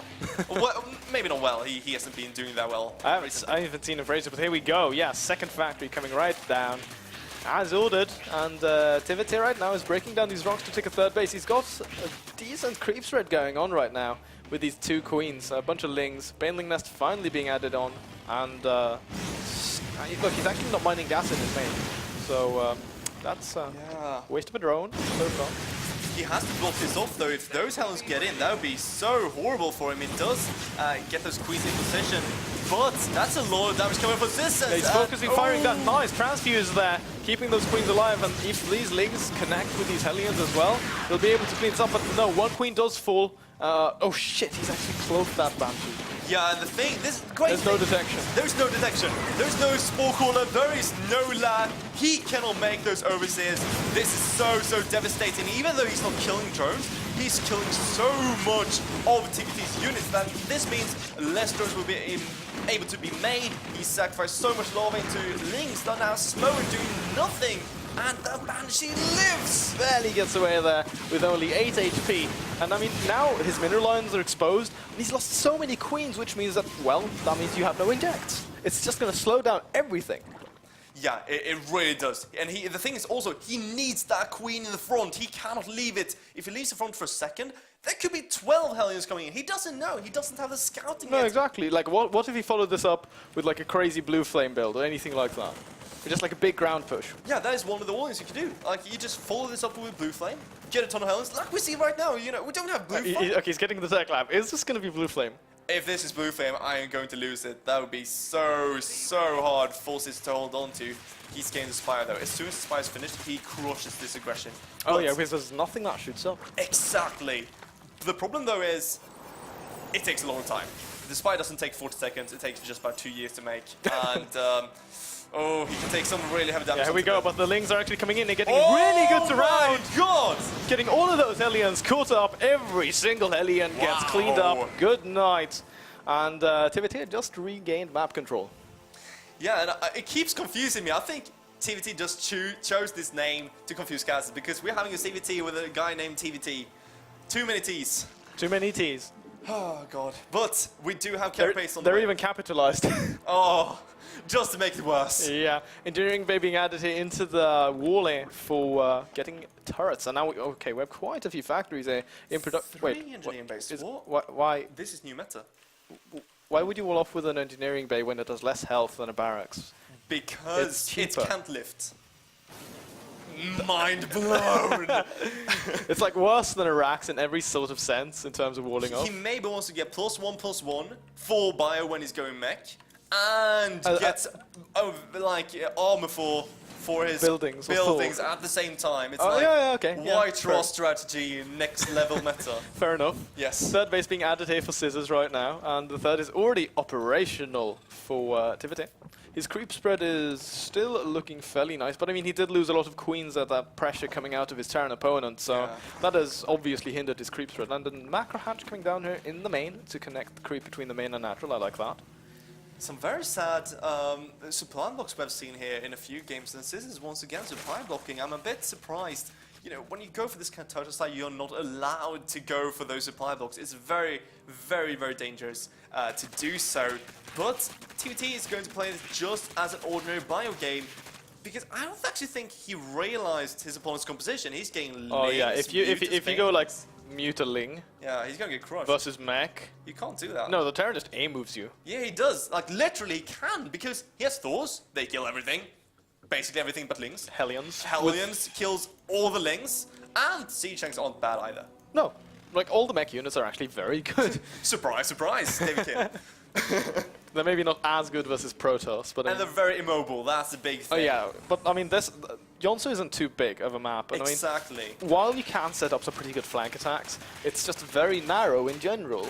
So as Scissors moves out, if he just leaves a couple of units at home defensively, like turrets up and stuff, he's going to be in great shape. If TVT knew that this was actually mech happening, I would love the decision he's doing right now. Even though he's unconscious, it's a great decision of a base, because he's moving away from his opponents. Oh yeah, that's true. Instead of pushing forward as the usual fourth base. Very good place. That's one thing that you can do as a Terran, like, you expand towards your opponent when you're playing mech. Yeah, and when you're a defender, you really want to get away. You don't want to push forward to mech. No. That is sad news if you do. Yeah, so yeah, but definitely good thing for you to point out there. And I really like that TVT is incorporating Burrow into this. One of the most underused upgrades for Zerg, I definitely feel. I mean, we've seen, it's not like it's super vital like Stim, but it's definitely something that can turn a game. It can be very, it's utility-wise. It can be very strong. It's really, I just think it's a great upgrade to have in general. And now these Banshees are going to get cleaned up. No. Almost. Close enough. You need to be careful because those Thors deal a lot of damage. They do indeed, and the vehicle plating on the way already for Scissors. And remember also, nowadays the mech upgrades go all up to the air as well. So if he wants to make a transition later on with a lot of Ravens, as we do see from time to time, it can be very dangerous still, and a lot of Vikings as well versus the Mutas. But now we see the Roach Warren and the HearthStone going down for TVT. There we go. He's getting ready for the Roach Muta. He finally realized what he was up against. Yes. The third base has now been added here for Scissors, who just decided to drop a bunch of mules and transferring some of those workers. So it's looking fairly nice for him right now. And we have a fifth base coming down here for TVT. As I'm saying that in the Swedish way. Can't do that. What? No. What? Tevet? No, he wants you to say Tevet. Yes. Because I've been saying Tevet, like I said Tevet all finals last season, and people were like, no, he wants you to say Tevet here. Okay, here's what I'm going to teach you, a casting trick. Always blame admin. Always blame admin. Yeah, okay, yeah, guys. Guys, Oh. I would do better, but admin. Oh. No. What happens if I'm an admin? I don't know. I think you're going to have to blame yourself. Oh my god. Oh my okay, god. but yeah, here we go. We were talking about this earlier when we started the cast about burrowing sets of Banes, and that's exactly what we see. Yeah, this is really beautiful. Of course, these run bys really working for TVT. He's right attacking into the... Oh my god, here comes the missile. He's going to have to run away, and he does run away. Oh my god. But those mutants actually are just on the edge, so it doesn't lose way too much. He doesn't lose Okay, that 2 was a meters. fairly decent splitting. Yeah, it was. I was actually really scared there because I thought he just didn't pay attention for a second. But these meters are actually really paying off for themselves, considering the fact that how much damage they are doing right now in the main. And they're forcing all the Thors back, which means that TVT is going to just be buying a lot of time with these. That is that is painful. He almost loses the second mute as well. He can't afford losing these mutants. Yeah, but here we go. Big swell of Lings swarming into the third base, and there are no units here in order to greet this, so he's going to be able to kill every single worker in this third base. I am a bit surprised though. We see more mutants coming out for Tevet. He shouldn't be making mutas versus mech. Unless you have like a massive bank, but he doesn't. Exactly. He shouldn't be. He needs those roaches. He needs those hydras. He even got his infestation pit to get either hive or swarmhost. Yeah, I'd say swarmhost is really nice. It would be like very, a lot, nice. like 15 swarmhost and then just mass mute. Yes. Because I mean, it'll give you time. Oh my god, that is so sad. He's losing mutas after muta. And looking at the supply for a second here, TVT is off the Scissors and supply is behind. Right now, actually he just made 8 more swarmhosts to prove me wrong. These 8 swarmhosts would be amazing, but they won't be out in time if Scissors just push this second. No, and this mech army is actually really, really big. And even though Locusts are free and they do a lot of damage, there's a number of Hellbats are going to be able to kill those units very quickly because Locusts count as light, I believe. That they do, and the problem here as well is those Spineclaws at the top won't survive for long. Scissors already pushing forward with those siege tanks, forcing the lift up here, and meaning he can just push into the 5th base of TVT, and it's looking very, very bad for him. He's trying to attack, nice snipe onto one of the siege tanks, but those blue flame Hellbats annihilating the links in a second, and here we go. Scissors looking to crush through TVT. Not much he can do here until he gets more swarm hosts. No, the Locusts are not actually engaging. They're not rallied in the right direction. Finally, now they set off, and aggressive scan coming forward here. And Scissors is looking to just end this game, going right for the throat in a perfect position here. Even Seeker missiles going down here on top of these swarm hosts. He's just pushing forward on. And even though he's lost a lot of his buffer, these Thors are so tanky. They are so strong. Here comes Scissors looking to close out this game. TVT has held on for long enough, he thinks. That one Spore Crawler proving to be very valuable. Still having a few of those swarmers, but here comes the rest of the roaches and mutas. Not going to be enough, I think, at least. He's trying to hold on. He just needs to buy time, but he can't buy enough, it seems. This is a close hold. Time is expensive at this point in time, and he does not have enough cash. He does not indeed. This is so close. He cannot lose these swarm hosts. The problem, though, is Scissors has lost most of his anti-swarm host, but, of course, it's just a bit too much in the end. Yeah, like the fact that he has these Ravens is just so powerful. Now finally we have some Lings coming in. He definitely needed to get those earlier. Even a stray Infester making his way down the ramp, dropping a couple of Infested Terrans, also looking cute. But I don't think that he's got enough. He's just lost so much, and even if he cleans this up, there's just going to be a Remax Terran sending yet another army across the map to kill him. Yeah, he really needs to clean this up. He can't battle the Thors, it seems. He just needs to mass more Lings, because, to be honest, there aren't too many Hellbats out on the map. There really aren't. But TVT right now getting a lot of those roaches. He does lose his natural base down to 3 bases only 2 bases mining. Scissors, though, happily just attacking more and more. He's just rallying troops, and TVT losing units left and right. Drones going down. Oh my god, this position as well. Yeah, absolutely. Right now, Scissors is in a dominant position, just controlling this tight space here. These roaches can barely make their way down the ramp. I mean, some of them can't even shoot, and I think that Scissors is going to be closing this game very shortly. He really should. That should be GG. A few more roaches on the way. Not going to be enough. This kind of panic roach kind of button that you do It's sort of see. like autopilot for Zerg, right? Yeah, it is. It's like happens. It's like, oh my god, I'm dying. S R R R R R Yeah. or just hold R. It's like, you know, the panic button versus mech or anything. Protoss or mech. It's like either roaches or Lings. Yeah, exactly. Either you make Lings or roaches, it's just the panic thing. When you have 50 lava, don't know what to do, make a ton of roaches, and then you realize they're really not cost effective. The Spire go down here in the natural, and those Thors just bashing through everything. That Roach Warrior is going down as well. Oh, and here comes the Mana Mules. Though they aren't actually too bad. I think they will repair. Yeah, exactly. Yeah, but they still kind of mana, you know? in a sense. But did he... I mean, are they Mana Mules if your opponent don't have vision of them? Ooh, that is true. It's like if you squeeze, you know, It's a deep question. Yeah, if the 3 falls and 4s and no one's there to hear it, does it really? Yeah, exactly. Oh god. Well, here we go. So a few Hydras actually making their way, squeezing their way out of those eggs, and they are going to get annihilated. To be honest, I would have really wanted to see, considering the bank of minerals that TVT had, just to make a lot of Lings. Because I mean, at one point there were barely any Hellbats present. Yeah, GG, well played. It looks like we will have a Terran victor this time. Yes. And you're probably very happy with that. But that was kind of fun, though. I have to say, I really like when you do see mech kind of working. Because often when you see mech, like we saw with Battlecruisers, when someone fails with a mech composition, it kind of gets a bit tedious. You know, with Battlecruisers a bit too early on, you don't have the ground army or not enough siege tanks. Here he could see there were Lings and Mutas, therefore we make Hellbats and Thors, hard countering everything, and just go for the push. Very straightforward. And then the fact that the reaction from his opponent was so late, It was. like he did not have roach. He had Burrow. And he had a few nice carapace. He should have scouted with those Overlords and OCs. Yeah, absolutely. But I mean, he was very cost effective with those Mutalisks. Like they did eventually pay off in some sense. But the fact that he threw away like 12 of them at the third base eventually, that definitely hurt him later. I think also when he decided to go into Roach Hydra, which is a great composition, especially when you add in those Vipers, he kind of lost his way because he lost Mutas and thought, I need to keep him back. And then he remade the Mutas. That's a big mistake. He needs to make those roaches and make those hydras. Be decisive with what unit composition you're going for, Azog. Like, you've made mutas, you're prepared for bio. Okay, fine, he's going mech. Go Roach Hydra, go Roach Hydra. Clean up an army, start building up a swarm host count, and then as you're buying so much time with those swarm hosts, get a big bank, then bam, suddenly 30 mutas. Bam!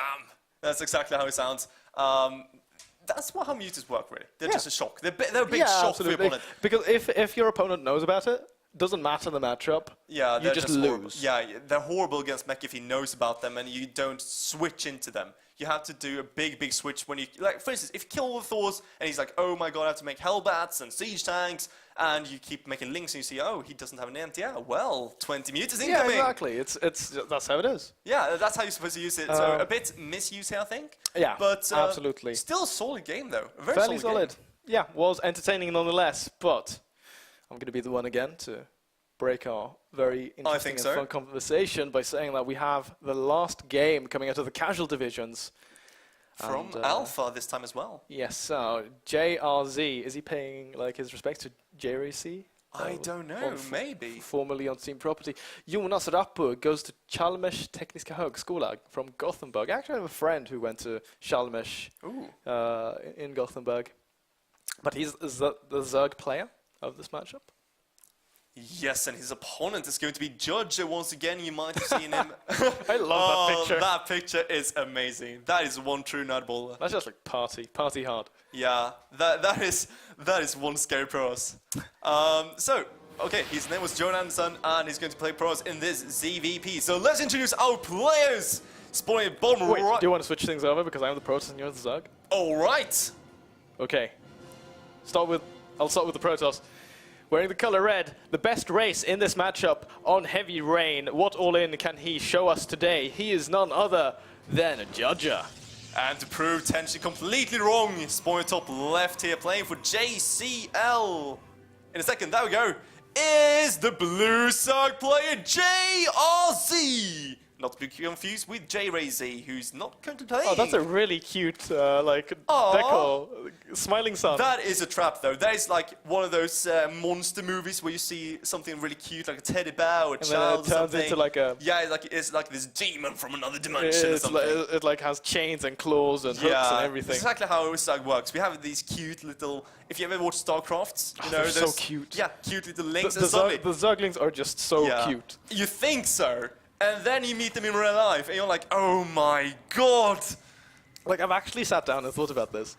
Like, if in the future we go to war with some sort of alien race like that... That makes you a true nerd, by the way.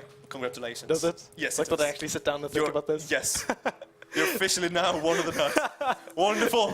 Yeah, well, like, so, I've actually been thinking about this. Like, yes. I've watched the Alien movies. You guys must have seen them. And just like any sort of alien race like this, I mean, Starship Troopers, whatever. You know, if we go to war, are we actually going to like conscript a lot of people to just send them to their gory deaths? I mean, to be honest, I'd rather get shot than torn to shreds. What? No. I mean, think of your life as disposable, but how cost-effective you can be. Yes. If you kill an overlord, you may be torn to shreds by those lings. It's fine. Yeah, okay, that's actually true, because I only cost 50 minerals if I become a Marine. Yes, you do. And you have to become a full-fledged Marine as well, and you have to learn everything in like 20 seconds. Yeah, but what if I get the upgrades too? Because that's 100, 100, then 175, 75. But everyone gets upgrades though, so it's very hard. You have to divide it by everyone. Oh, yeah, It gets very tedious. Yeah, fair enough. Yeah. But Gateway expand here from Judger and pool into gas. Okay, never mind. He did get pylon blocked. So annoying, as is when a Protoss does that.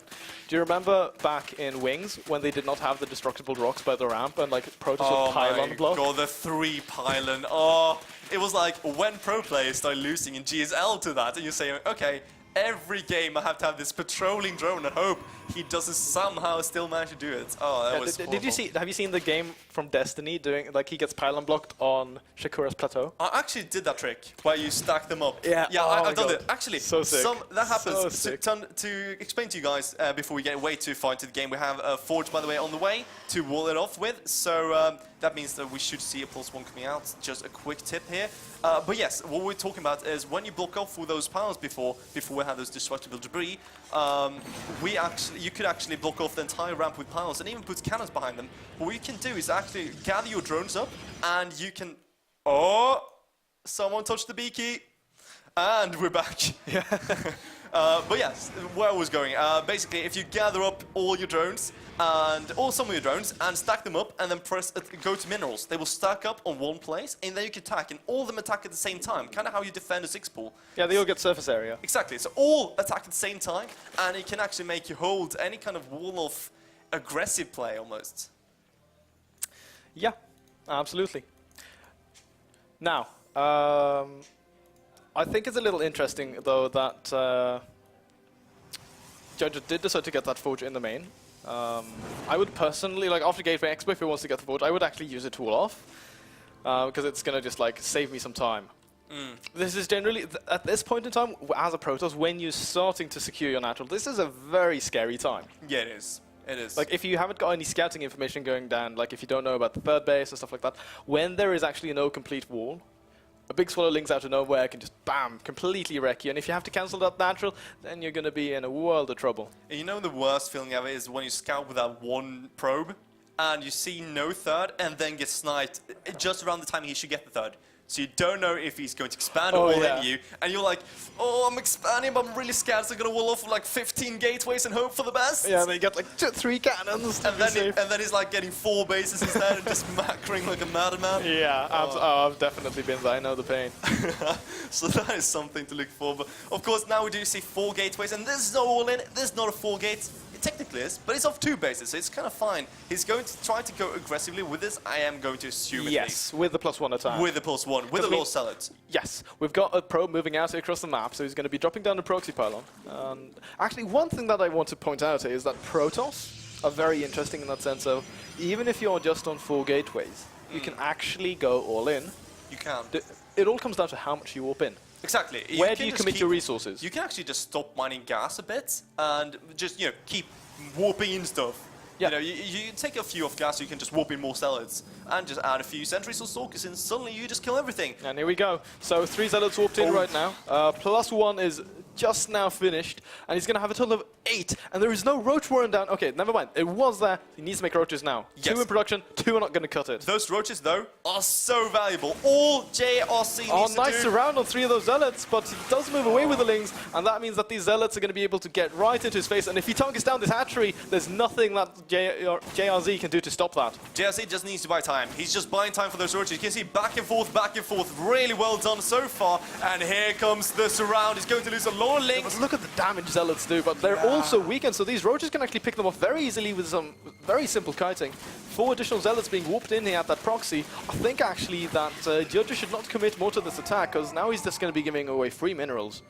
And this, of course, is a Platinum versus Diamond, by the way. Oh, okay. Well to highlight. Not really sure who is whom, though, because Judge did a, good micro. And JRC, really good micro, to say. Yeah, he did respond well to that. He did. Because, I mean, if he didn't actually commit in with those lings, because some people are going to argue, like, no, you shouldn't attack with lings versus +1 zealots, but sometimes you have to. He had to make sure the hatch was having enough health to so they couldn't be one hit by just a warp in. Yeah, exactly.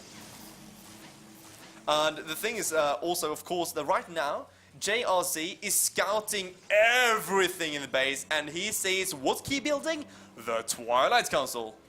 Yeah. I sort of feel that it wouldn't be the best response. I mean, after... I'm going to call that a failed 4-gate, because he didn't do any real damage. Yeah, I mean, he did warp in quite a bit, so it was a fail, I would say, but it's not a crippling fail. It's not as if he went for 1 base and failed. No, absolutely not. This is more, he's going to be slightly behind, but exactly. he can, one good move can get him back into the game instead of winning it. But the Twilight Council is, at this point, going with the Twilight Council and getting charged, I don't think this is the right decision. Especially on 2 bases. Yeah, I mean, he's getting the Twilight Council, the Temple Archives and +2 weapons, so I mean, he's going to be fairly well upgraded. These Zealots are going to be very good. But Archon Zealot, the only thing that Judger needs to do, I mean, JRZ needs to do is just pure Roach, and he'll be able to just kite and kill everything. And the problem as well, I would say here, is that when you go for Charged Archon, is that you need 3 bases to really sustain it. Yeah, exactly, because like you'll end up just falling out of, like, you lose those Archons, and then you're stuck on pure Zealot. Absolutely, it is very, very annoying as soon as you don't have those Archons because you don't have any AoE anymore. And sure, Archons are still pretty good against roaches. Still 35 damage. Yeah, I mean, it's good. It's never bad. Exactly, but they're not enough. You need Immortals, you need Colossi, you need something for the roaches. Yeah, absolutely. And like, unless the force fields are amazing and like the Archons get them like optimal connections with the splash damage. Unless you MC, you just get Blink Storms. Oh yeah, yeah. Like I would have getting the Twilight Council. I would, to be honest, have preferred Blink. I maybe would have actually with the +1 as well, but here comes JRC though. He's coming with the roaches and he should be able to kill us obviously. He needs... Yeah, there we go. Okay. Quick cancel. Yeah, Didn't lose too much. If he didn't get the cancel there, I'll be very, very concerned for him. But I have to look at Judge for a second here. He has 1,300 minerals. This is very concerning for me. Even though he's trying to get a 3rd, he should be adding more gates, I think. Yeah, absolutely. I mean, his probe count is awfully low right now. His army is a little spread out. He's got these Archons Zealots at the front, but 3 sentries with almost full energy at the back. I mean, if he could trap all of these roaches, he could potentially just go for a big counter swing, because there is actually barely anything out here. Zealots and I mean, Lings and Mutalisks are not going to be able to fight this army straight up. But he did not manage to trap those roaches, and now finally Mutalisks have popped out here for JRZ, so he's going to be able to swing in and do a lot of damage because there's barely any anti-air. very interesting choice here with Mutalisk, seeing this kind of army, because basically this all comes down to how many Archers are there, and are they spread out? Because if these Archers stack up and the Mutas stack up, he will take some heavy casualties. But of course, these are some ninja Mutas. They have to run around the base, they have to do some damage left and right, force Judge to be very defensive, cannons everywhere. They cannot be aggressive, while JRC... Oh, look at this Artosis panel, by the way. It's going to be shutting down all of these fire gateways before they even finish morphing into warp gates. So that's going to be fairly nice here. And now he's going to be able to come into the mineral line and start wreaking havoc on these probes. And meanwhile, we have a big army as well from JRZ moving in on the left-hand side of the third base. Just as Judge is moving out. What are you doing, Judge? No! And he goes for the base race. Never base race against Ling Muta, never! Especially if you don't have your mothership core with you. He cannot recall. Those gateways were unpowered. He has to focus down the next pile on those to make sure he cannot get any more warp-ins. And here comes Judge though. He's trying to get a lot of damage out. No, wait, JRZ is moving. He's returning home. No! I'm not sure about this. Okay, killed every probe in the main, right? Does he have enough? Does he have enough though? And now we have a few cannons. Photon overcharge going down into the natural. The Protoss army is just way too spread out here. And these things are getting perfect surrounds. Yeah, perfect. The surface area. Those upgrades really working for Judge, but not going to be enough by far. And JRC cleaning up the army. And GG! Wow, beautiful play. Very quick game, I feel. Wow, yeah, that was 15 minutes in game, but it felt very quick. It was very, very quick, especially with all the action in it, I would say. Especially also since we've seen so many kind of laid-back, late games. It's kind of fun seeing a two-base play here, but I'm still kind of iffy about the charge lock. Yeah, like getting that after not doing any real damage. Not bad. It's not bad. Look, if you kill the third base, then you could have done it. Like, it could have been very effective. Yeah. Because, I mean, your opponent is not going to have enough... he can't macro out enough units to stop you when you hit that timing. The problem as well is if it was Lings he was facing, like Ling Muta, it is a fine composition. And versus Rochi is still kind of okay with the charge lock if you can get the surround. Yeah. But you cannot ever spread out. Never. If he gets to the surface area, you just die. Yeah. And just as we saw there. Exactly. Just in the end. And also, you can never, ever, ever base race a Zerg without static defense. If you ever see a pro player as a pro is trying to go for the base race, you'll see 15 cannons going down, something crazy like that. You just need to save a base somehow. And this was kind of why he had to leave, because he didn't bring his mothership core. He couldn't recall if he needed to. He was just going for it, and he forgot to make all those important moves, leading kind of to demise. Yeah, pretty much. Pretty much. So, coming up now, we have a unknown versus unknown rank. It's going to be a PvP. And it's from our competitive side. Interesting. I think it's Master versus Master, I think. Yeah, who are these guys? Let's take a look. Yeah, it's going to be Zilla versus Trulls. Yeah, we'll just have to wait. There we go.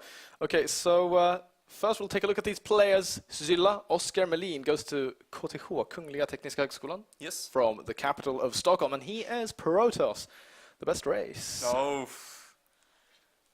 And of course his opponent, Trulls. Her name is Victoria Gustafsson. She goes to the University of Stockholm. Her race is, according to Tenshi, the best one as well. So it's the best one versus the best one. And she's coming from Falun. So we don't know their leagues yet. They didn't specify, but I'm quite sure. Probably Masters. Yes, I'm quite sure, because I remember Silla being Master, if I'm correct. And he's on that team PWF playing with fire. Yes, and I actually talked to his teammate not long ago, Bubbus. So if you're watching right now, yes. Oh yeah, I know that. I know that guy. He's a very nice guy. So if you're watching right now, Bubbus, you know, small shout out to you. Shout out to you, yes, of course. And you're probably, you know, cheering really hard for your mates. You should. He really should. Yeah, well, take it away. Of course, spawning top left here on Heavy Rain in this PvP, playing for Rochi. It is going to be the Red Pros player, Trulls.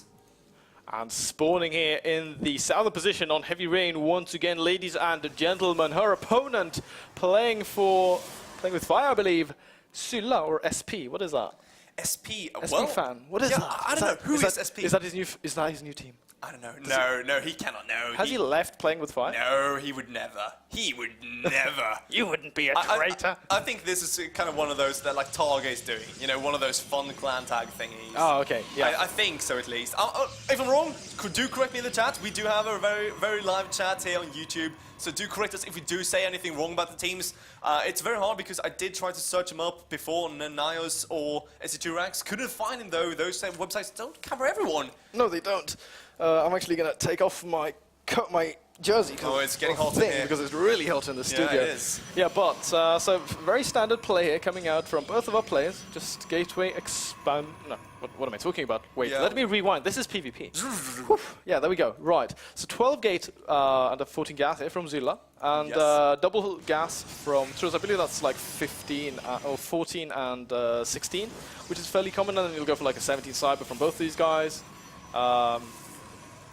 There we have first cyber for Sylla and cyber coming out of Truls. Now the double gas here, even putting 3 in each gas guys, Truls is going to have the option of doing any sort of tech-heavy play that she feels like. I mean, you could proxy Stargate, could go for a Twilight Council. Going the double gas like this in PvP is... it's going to be hard to make any sort of calls on what she's going to be doing until you actually see. Yeah, we've seen a lot of Twilight play in the pro scene. A lot of Twilight play. Blink is so popular right now. It is very popular. Something as well very interesting is you make the DT shrine. If you get scouted, you just go Blink, make 1 DT, and try to just harass back and forth while you expand. While you expand, even you just troll with your opponent almost. You can also do what I can't remember who it was. I think it was Todd who said you can do the most PvP build ever, where you go for DT into Blink into Stargate if you want to, because why the hell not? But we'll see. Right now, it looks like Trolls, she will get the information here, what Sylla is doing, and she's going to be very pleased with this, because this means, he won't have the quickest attack. Yeah, to be honest, like, right now, at this point in time, Sylla should have a 3rd pylon building. Yeah, there we go.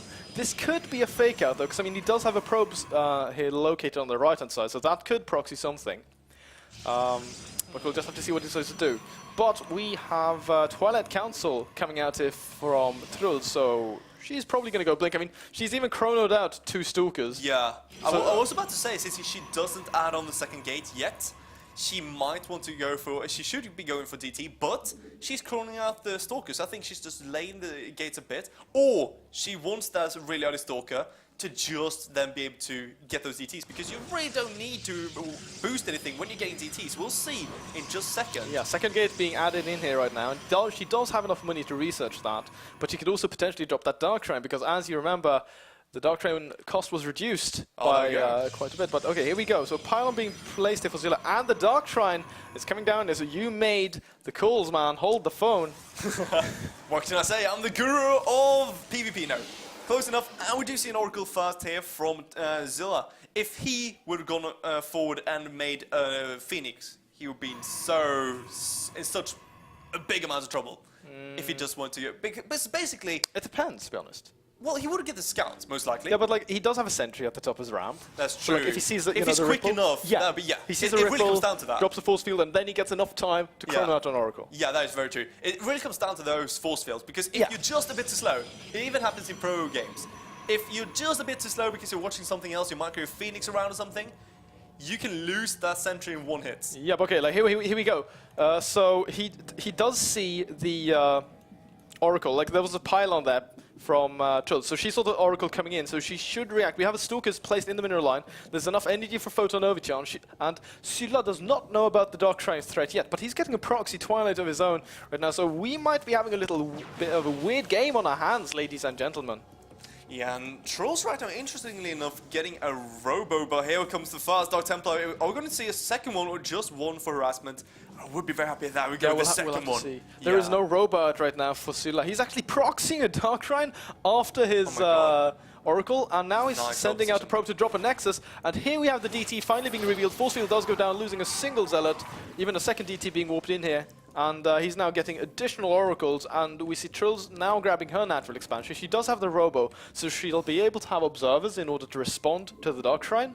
But, I mean, this game is a little bit of all over the place, so we'll just have to see how these players handle everything going on. Yeah, this kind of what happens, and oh my god, he's not in position to defend this Oracle already. 3 kills, 4 kills, doesn't get the 5th, he does get the 5th, but does he get cleaned up? Oh, he's gonna lose it!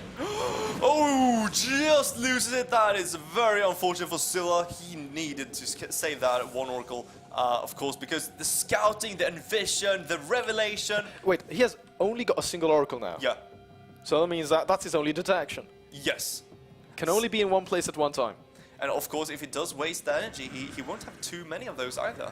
No, okay, look at this. Now we see what's it called? A War Prism coming out here from Trills. I really like this decision from Oh my god, he misclicked. What? He didn't get Envision. He used his attack spell. Oh my god, he doesn't have any Oracle energy. Oh my god. This is a huge mistake from Scylla. Does Trolls get up though? Doesn't go up the ramp. No, That is... Why didn't Trolls? She should have focused down the sentry with a DT. Just like right now, he should maybe get another Oracle. Oh, no, okay, never mind. He does have Robo. It's just about ready. But now the DT from Scylla is coming in, and Trolls needs to react. She should drop a force field here. There is finally an Observer being chronoed out, but not before she's going to be taking quite a bit of damage here. Yeah, let's see how many kills we do get. 1 pro kill so far, and of course those are getting 1 hit so far by that that DT. So very unfortunate for Trolls. But of course we'll see that in just a second with Observer incoming here. Right now still just trying to get as far ahead as he can. It's right now 34 workers to just 18. So I have to say, Trolls has to start chronoing those workers out and just trying to somehow keep Scylla back. Yeah, both Observers for the players finally cleaned up each other's Dark Templar. So now I think we're going to be stabilizing a little bit as Scylla's expansion is going to be finishing up. Trolls right now does have a slight lead, but yeah, I think we're just going to be coming into a fairly slow-paced mid-game right now, unless Trolls goes on and is aggressive with her War Prism, but we'll see. Scylla right now is getting his Robo Bay, meaning that he will try to get into Colossus quite on quickly here. While Trolls, she hasn't really gotten anything indicating what she's going to do, because she's not going to stay on Immortals. She either is going to go right into that charge Oracle, but oh my god, the Oracle's back. And so for 4 more kills, 5 kills. Does he get the 6th? Maybe, yeah, it does. And he, of course, will get out in time. Yeah. So that is very, very okay, well he's done. Doubling Trolls in workers, 40 to 22. But the DT, though. Huh, what? The DT in the main base. There's a DT? There's nothing. Oh god, she came in with a War Prism, and there's nothing here to detect it. We have Colossus finally in production. Oh my god. Wait, where's that Observer? Where is the Scylla's Observer? not paying attention. And here we go. Scylla's now running away. But where is it? I can't... The Oracle is not in place. The Observer is in place though, and there we go. Whew. He does just manage to save his workers, but there was some really good snipes here, but Trolls kind of getting into the game again. But of course, still a long way to go to catch up to Scylla, who is in lead both by army and by workers, it looks like. Yeah, looking at workers lost here, we have 19 workers killed from Scylla and 7 from Trolls, so she's still got some work to do. But we see her getting Archons actually, and Archon Immortal Zealot is it's just a disgustingly powerful composition. It really is. It Yeah, really is. but the issue here for Trolls is that she needs an economy in order to be able to get all that. So right now, I definitely give the lead to Scylla. I mean, he does have a tech advantage with these Colossi. And then again, the Oracle coming in once again, going up to 11 kills. Will he be able to get the 12th? We'll see. Okay, and Archon does greet him in the face. A bit oversells here with the Oracle thing, trying to kill Archons now. No, but he's going up to 13 kills, and Trolls is just down to 27 probes to the 46 of Scylla, who has a significant economy lead. Absolutely, and the problem here is that Trolls hasn't established her 3rd base yet. And the problem here is that Scylla is just going to keep on adding Colossi, which kind of puts Trolls on a timer. Because with the kind of composition she has to attack before the Colossus counts get out of hand. Yeah, like when you reach that critical mass of Colossi, it just gets impossible to deal with. When you get more than 4, it kind of just gets out of even control. 3. 3 is like a key number to go in like all matchups. If you get 4 more, it kind of just obliterates everything. Yeah, like 7 Colossi, that's just like good. Oh yeah, 16, I mean, never can go wrong. And there's 1 Viking. Yeah, it's like, oh my god, I don't have any supply more to make the Stalkers. But yeah, we do nicely Trolls, you know, trying different ways to get back into the game with drops to the left here. I think it looks like it was setting up really difficult. She did attempt to get DTs into the main once again, but Scylla this time was prepared, so he's got a cannon in his mirror line. He does have this forge ready, and he does have +1 attack. We'll see if he does commit into the +2 upgrade as well. But no third base in sight for either of these players. Right now, Truls taking third base could have been like a risky gamble, but once again, the Oracle coming in, up to 15 kills, 17. Oh my this is God. this Oracle is definitely worth his weight in titanium. Yeah, I hope absolutely. that makes sense, because if is titanium more expensive than gold? Is it? No, maybe it's not. I don't know. It probably is really heavy. It's worth its weight in saffron, Saffron? the spice, Oh, yes. For the yes. Sibylla. Yes. because that's like ridiculously expensive. It is. It's worth more than like gold or anything by its weight. Right now, though, we do see Scylla adding on his own charge and +2, but of course the charge is really good just to get themselves to the front line. Really. Yeah, exactly, to have them tank and soak up a lot of damage.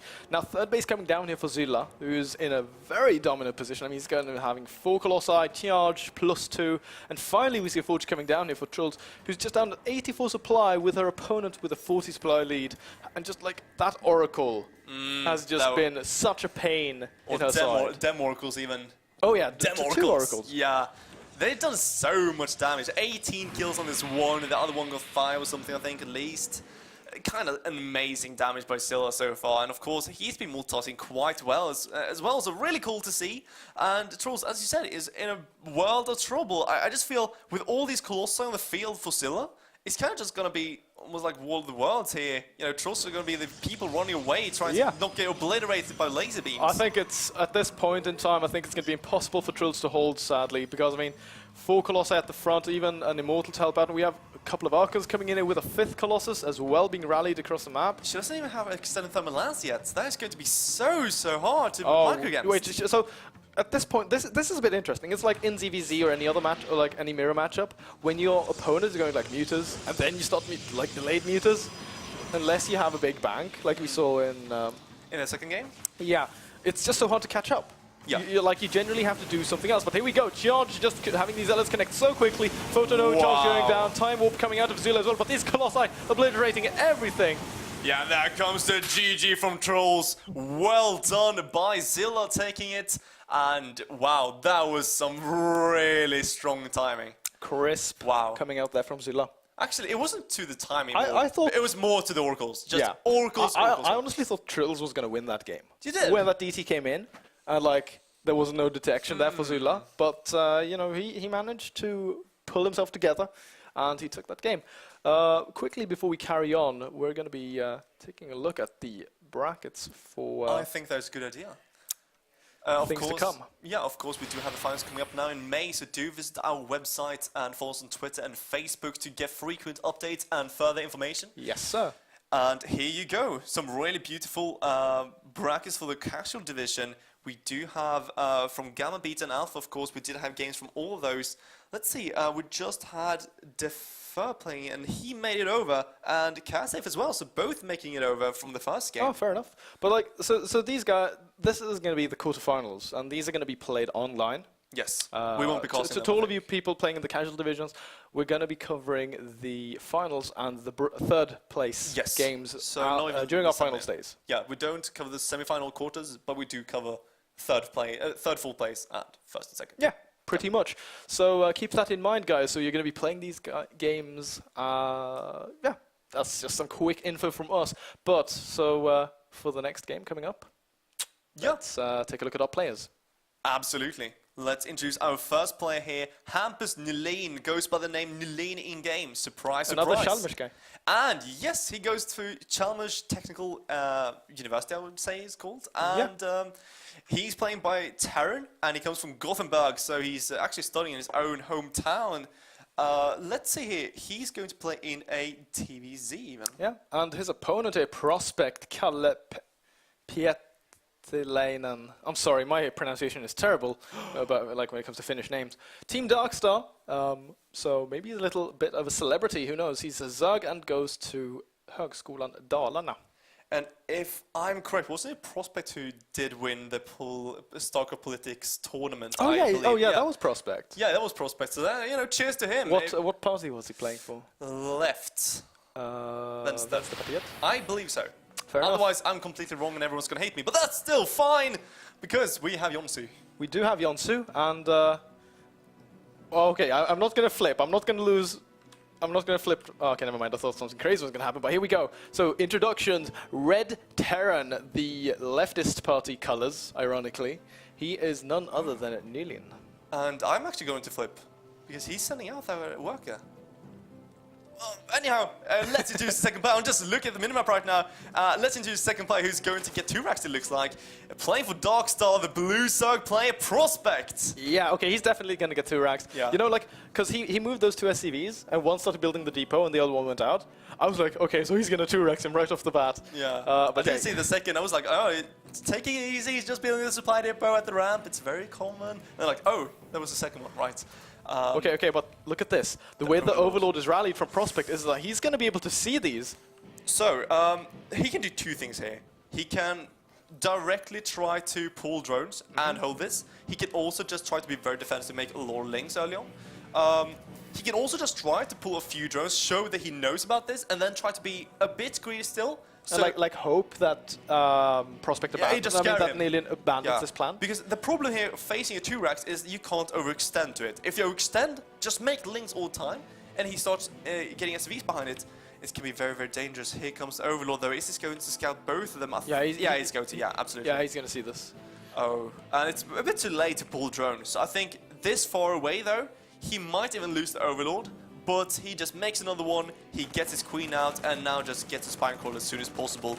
A bit late here with the spawning pool, of course, because he did get hatched first. He doesn't need to get any speed or anything. He just needs to survive and make sure. Wait, to be honest, I don't think he needs to cancel this natural, because he's pulling off 3 drones, and there's no time for a bunker to go up. I wanted to say that, like, if a Terran does get up a bunker, like, you decide to defend your ramp and you get contained, it's really difficult to come back into the game. Either you lose your natural, a ton of units, or you just lose all your economy, and he just still so far ahead. It's like a lose-lose situation. Needs to be really careful about this, though. Nice starter step here coming out from Nilin. He's keeping those SCVs at the front as well. Yeah, 2 kills. Yeah, 6 Lings in production and Queen as well. Bunker now finally being dropped. We should see maybe potentially a second bunker. Yes. He needs to close, though, because if he waits a bit more, that creep will be too far away, and that is a good bunker placement. Yeah, absolutely. Even like the second one as well, giving him denying a lot of surface area here from these drones and Lings. Oh, and the third one! He gets the 3rd one down, and here comes the drones trying to battle the Marines. And of course, if he just kills enough drones, that should be enough. He doesn't really have to kill the hatchery. And look at that, nice stutter stepping, nice target firing. Those drones are going down, and so the bunker's up. But he's killed SV. Oh my god, but there's the bunker in the middle is going to be going up. The middle bunker doesn't get up. He's trying to focus on the SV. Not in time, though. And he goes up. Does he pull more SVs? He doesn't pull them, but he doesn't. Yeah, he did. He saved 1 SV. He can build more bunkers. And he's going to be getting up a second bunker as well. Okay, and here we go. This is the thing we were talking about. He's getting contained. Yeah, and the problem here is most likely Nilin shouldn't be able to kill off the hatchery if we do see Banias or something coming down, or even with the spine claws, but this is taking so much away from Prospect. He's not getting the eco he needs, and still, Nilin is very all in with this. He's not been SVing behind this too much whatsoever. But he's even supply blocked right now, but he does have a small work advantage. A lot of Lings are, so the counterattack can be very dangerous. Now Lings wrapping in around this bunker. They're going to be able to shut this down. Wow. Okay, never mind. They actually all die. Yeah, that's too much damage. That one spine crawler, though, being so valuable. But this is the point. When Nilin does unload the bunker, go forth, spray a bit, and then just go back and load up again and just go back and forth. Yeah, just continuously harass down this hatchery. And now this spine crawl is placed on the right-hand side, so he needs to reposition that. And right now, he can actually go and focus down this spine if he pulls all the Marines out of the bunker. And he kind of will do that, actually. And here we go, though. Some nice dive stepping. That's not enough. Links going into choke there. Yeah, exactly. Going into the choke. Not the best decision here from Prospect. And Nilin just running around, focusing down the hatchery. If he gets the hatchery, that should be game over. Yeah, it's definitely GG. Like, his opponent is going to be able to just drop a CC at home, and then we could even potentially follow this up with like a Hellion attack. And yeah, it's just going to snowball out of hand at this point. It really will, and the problem here as well is Prospect hasn't killed enough Marines by far. That spine crawler is getting low. He's loading up the first bunker. It's getting very low though, but of course there's a second one to go back to. 3 SCVs helping out to repair, and now just going forward, killing off the spine crawler. Not much hope for Prospect, who is still up 1 game, so it's okay if he loses this one. But, oh, this must hurt so much for our Zerg player. Yeah, like in terms of morale, losing to something like this, it definitely damages you coming into like the final game of a series. It really does. But And yeah, the problem is, of course, he scouted this. Oh, This yeah. was a good scout. This was a really solid scout. And he just misplayed. yeah, this was basically just letting those bunkers go up and not making more than just one spine crawler. And here we go. Nice surface area still for Prospect, but losing so many links, so many drones, and still not killing any bunkers or marines. And that's going to be GG. So we do have Nilin taking that one. Very beautiful, I have to say. Even though it was 2 racks, it was a beautiful execution. I like 2 racks. Me too. To be honest, like I think it's a really enjoyable build to look at, and it's fun to play. It gets people angry. It does. Actually reminds me, did you watch the, what's its name? The ESL team tournament. Oh, what's it called again?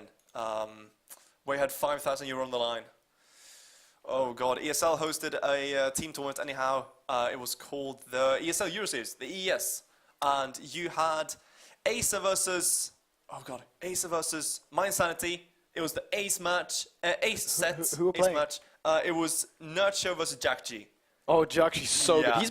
He's been in Code S. Exactly. He won Code S. Yeah, He even won that. versus Linok. And I just want to say, by the way, it was really beautiful anyhow, because this kind of reminds me of it. It was the last game, 1-1 so far, and it was €5,000 on the line, and Jack actually goes for the proxy 2 racks on Habitation Station and gets up the bunkers. And you can just see Nurture like, So, kind of the same feeling here. That's like the was it GSL with Taja versus Soulkey? No, Innovation versus Soulkey. Oh, Innovation versus yeah, Soulkey, I think he 2-raxed him on Star Station. Yeah, it was Star Station. I think it was. I can't remember those ones. I think it was Innovation versus Soulkey. Yeah. In that series. That Soulkey eventually won. But, Yeah. did you watch those games? It was a while ago, though. Yeah, it was so sick. Like, Yeah. down 3-0, and then he brings it back. that was so beautiful. sick. That was And, beautiful. like, Soulkey's mum in the audience. Oh, like, right. Oh, everything that's was wonderful. Amazing.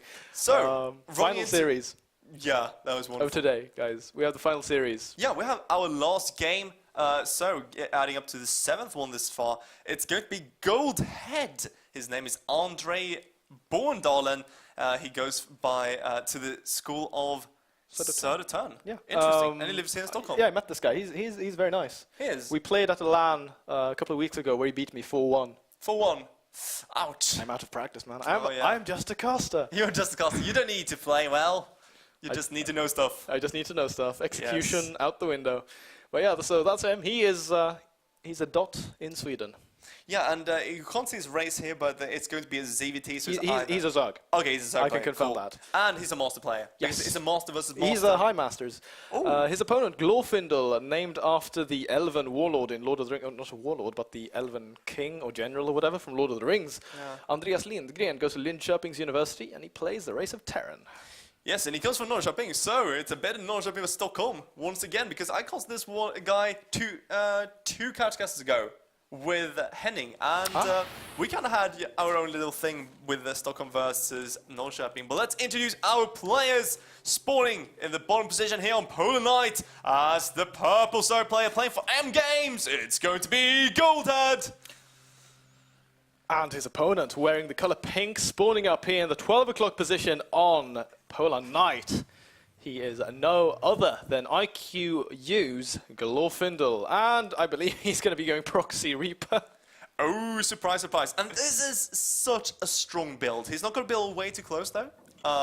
He could build, just next to the main if he wanted to, almost, and just jump up right away. But it's very, very dangerous. So Yeah, it's risky to get. It is very risky. It can easily get scouted, especially on this map. yeah, something you can see is behind as well, behind the natural. Oh yeah, It's a very good spot. Do you mean like down here? Yes, absolutely, yes. You can just jump up in 2 quick jumps. It is a very, very good spot. The problem, though, of course, is it's very to scout if you just send down a drone or an overlord. This is still a good placement. It's a bit far away, but oh my god, is that No, a drone? is he that a actually- drone? Oh my god, I'm watching the minimap right now. That was that is so intense. close. He did Oh, that actually is not intense. find. He did not find it. Oh my god, that is close. Because basically, if you scout this, it's over. Yeah. Like, you just crush it. It's not hard to hold if you scout it. But he will get his hatchery first, and you want that early spawning pool, which we do see more and more in GSL, for instance. But, Goldhead's just going to play standard. And in this case, standard is not enough. Even being green enough to go up to, I think, 17. Okay, goes up to 16 at least. So not super greedy. Goes up to 16 before the spawning pool. Getting the 16 pool, by the way, like it synergizes the double queen a little It better. does. So like they come out at closer to the same time. Yeah, and of course, it's a bit better versus these builds. You get songs just that. Do you know how I learned that? But do you know why I realized that, by the way? Why? Because I have violent OCD. So like I go nuts if my injects aren't happening at the same time. That's why. Like I go crazy. Yeah. Second rack's being added actually, so it's gonna be a 2 racks Reaper. And yeah, this is going to be very, very difficult for Glorfindel to deal with. And I mean, Goldhead to deal with. Because I mean, on a map like this, it's so easy for the Terror to jump in and out of the main and like switching between the main and natural just because of the way that the main is shaped. And here we go. A couple of drones being pulled off here, but I don't think Glorfindel's going to lose any. He's not going to lose this Reap. He's not going to let his opponent get surface area. 1 drone already falling. Yeah, 1 drone so far. Good micro here by Glorfindel, I have to say. And of course, he's making Reapers behind this, so every single drone kill counts at this point. And he's already going 2. This is great news for Glorfindel, who now has stopped SV production for just a tad bit while he's making his orbital. Oh, and nice getting that. That was really quick on that ball. second.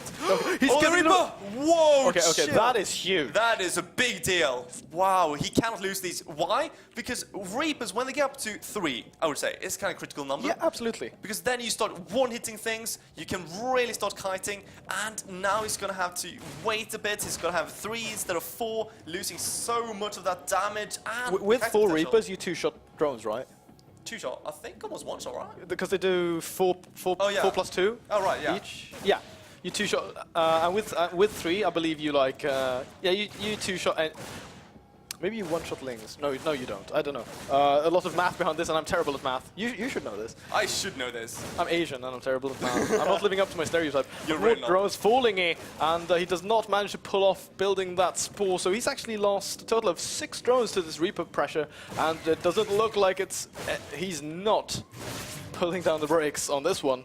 No, and the problem here, though, is he killed a lot of drones early on, which is great, but he needed to kill more. Losing that 1 Reaper is kind of key here. Yeah, absolutely. He needed to get more kills than just 6. He should have 8 or 9 kills, or be killing queens. Yeah, like, if you can isolate a queen or 2, that's going to be brilliant. But now we see creep connection happening between the main and the natural, so it's going to be a lot easier here for Goldhead to manage versus this. But 5 Reapers, we can see how much damage they actually do, cleaning up all of those lings, and Goldhead does have a work advantage right now, but at home we have a CC being added here. So if Glorfindel can continue this pressure without being counter-attacked, he'll find himself in a great position. He absolutely will. Here we go. There are 5 Reapers doing so much damage they can just kite all day long. Speed Queen does fall. away. And does he lose a Reaper? He does lose a Reaper. Nice sniper. Still, that Queen went down. That is a bigger deal in my opinion. The second one goes down, and the third one running down alone. That is not a good decision. And oh my god, does he save the Reaper? He does as well. Really good micro here by Glorfindel, and Goldhead just losing more and more at this point. Yeah, he's falling apart at this point in time. I mean, these lings, without speed, even being almost pulled off creep, they're not going to be able to do anything. And I think that the ling numbers right now are even too low with speed to be able to contest this number of Reapers with the 6th, 7th, and 8th one even in production right now.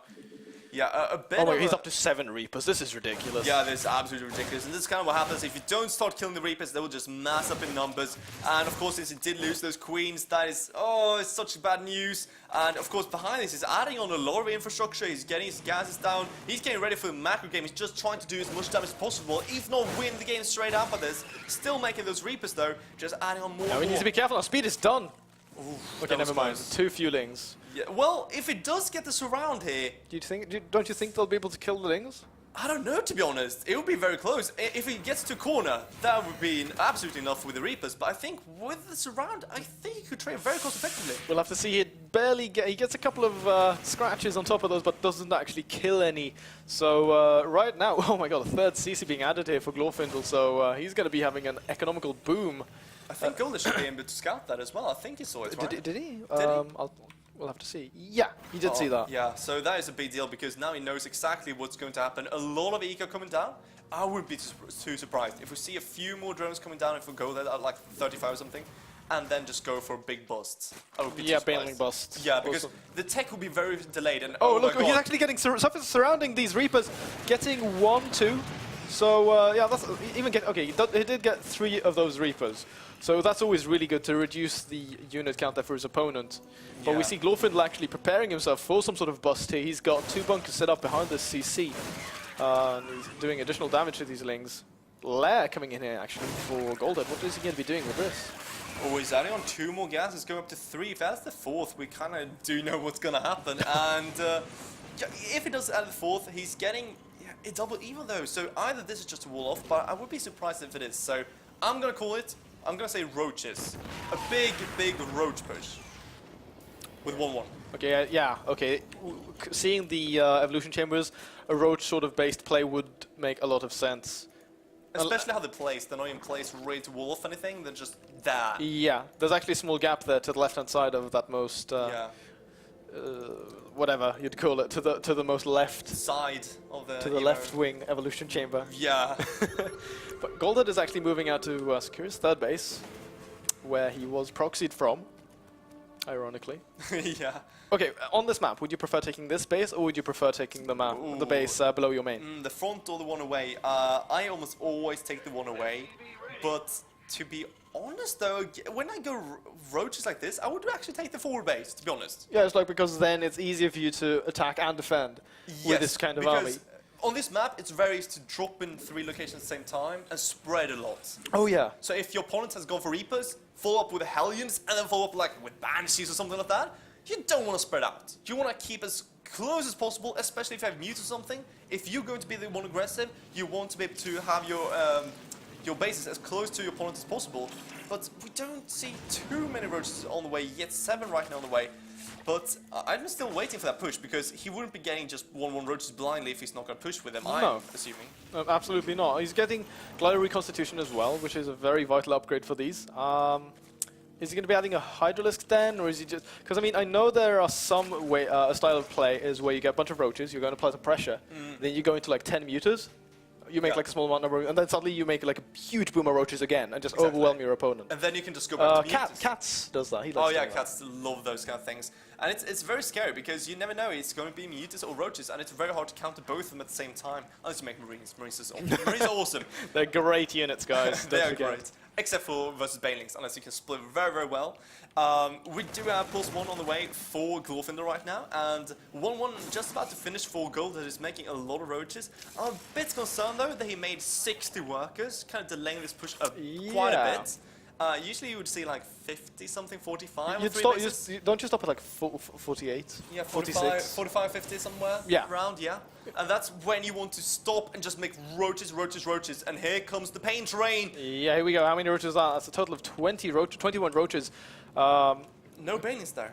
No, he's not going to be able to bust this down, right? No, I don't think so. I think, well, he can do damage, but it all goes down. He could pick off the +1 attack. Oh, if it does, that would be a huge deal. He's going to get the bunker. Does he focus down the E-base though? No, I really feel he should have done that, because like the way the wall-off was structured. Okay, never mind. He's actually killing all of the units. Whoa! These 1-1 roaches doing really good damage here, because I mean, hasn't finished yet. no, exactly. There are no upgrades for this bio. Now the SCVs are being pulled off the line to fight, but a total of we already see that 14 workers have fallen, and now finally he's going to be able to clean this up. Actually, is it though? More roaches coming in. Of course, those roaches are great. Okay, he's going to clean up now at least. But he lost quite a few workers, and if you want to, he could actually start killing off those E-base later on, just adding on more units right now. And that's the good thing about Gold's work count right now. 70-something is where you want to be. Yeah, that's the optimal drone Yeah, that's count, optimal. right? But 60 is where you can actually start getting a lot of units on LaTeX. You mean you just like basically rally? Yes, you can just keep rallying LaTeX units. And we have plus attack now from mutas, bailing incoming, melee attacks on the way, and a carapace level 2, meaning... Yeah, the carapace level 2 is just massive. It is, absolutely. And here comes second attack. And I don't think Glorfindel has enough, really. He's trying to tank with those CVs, just trying to hold on to dear life, going down to just 20 workers, and more of those roaches coming down, trying to just kill every single unit of Glorfindel, and it's just not enough. No, with more units being streamed across the map here, and I think Goldhead is going to be able to take this game, and yeah, very nice there. Very nice. Well played there from Goldhead. I almost want to type well played. And I realized I don't have a keyboard and it's a replay. I have the keyboard. I Double have the power. You have the power to call GG. I do. Yeah, but that was actually... I really felt that Glorfindel was in a great position there until he lost that one Reaper.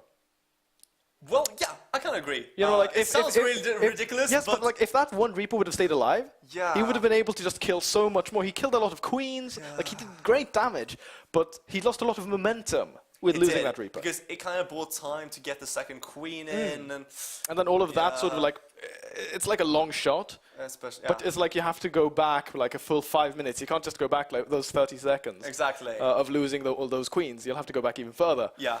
But I mean, really beautiful games from both the players. Yeah. Kind of showing us what to expect in the finals. Absolutely. Actually, if you could bring up the brackets for that, would be wonderful. Yeah, could we get the competitive brackets, guys? And there we go, wonderful. So, let's look at the brackets for a second.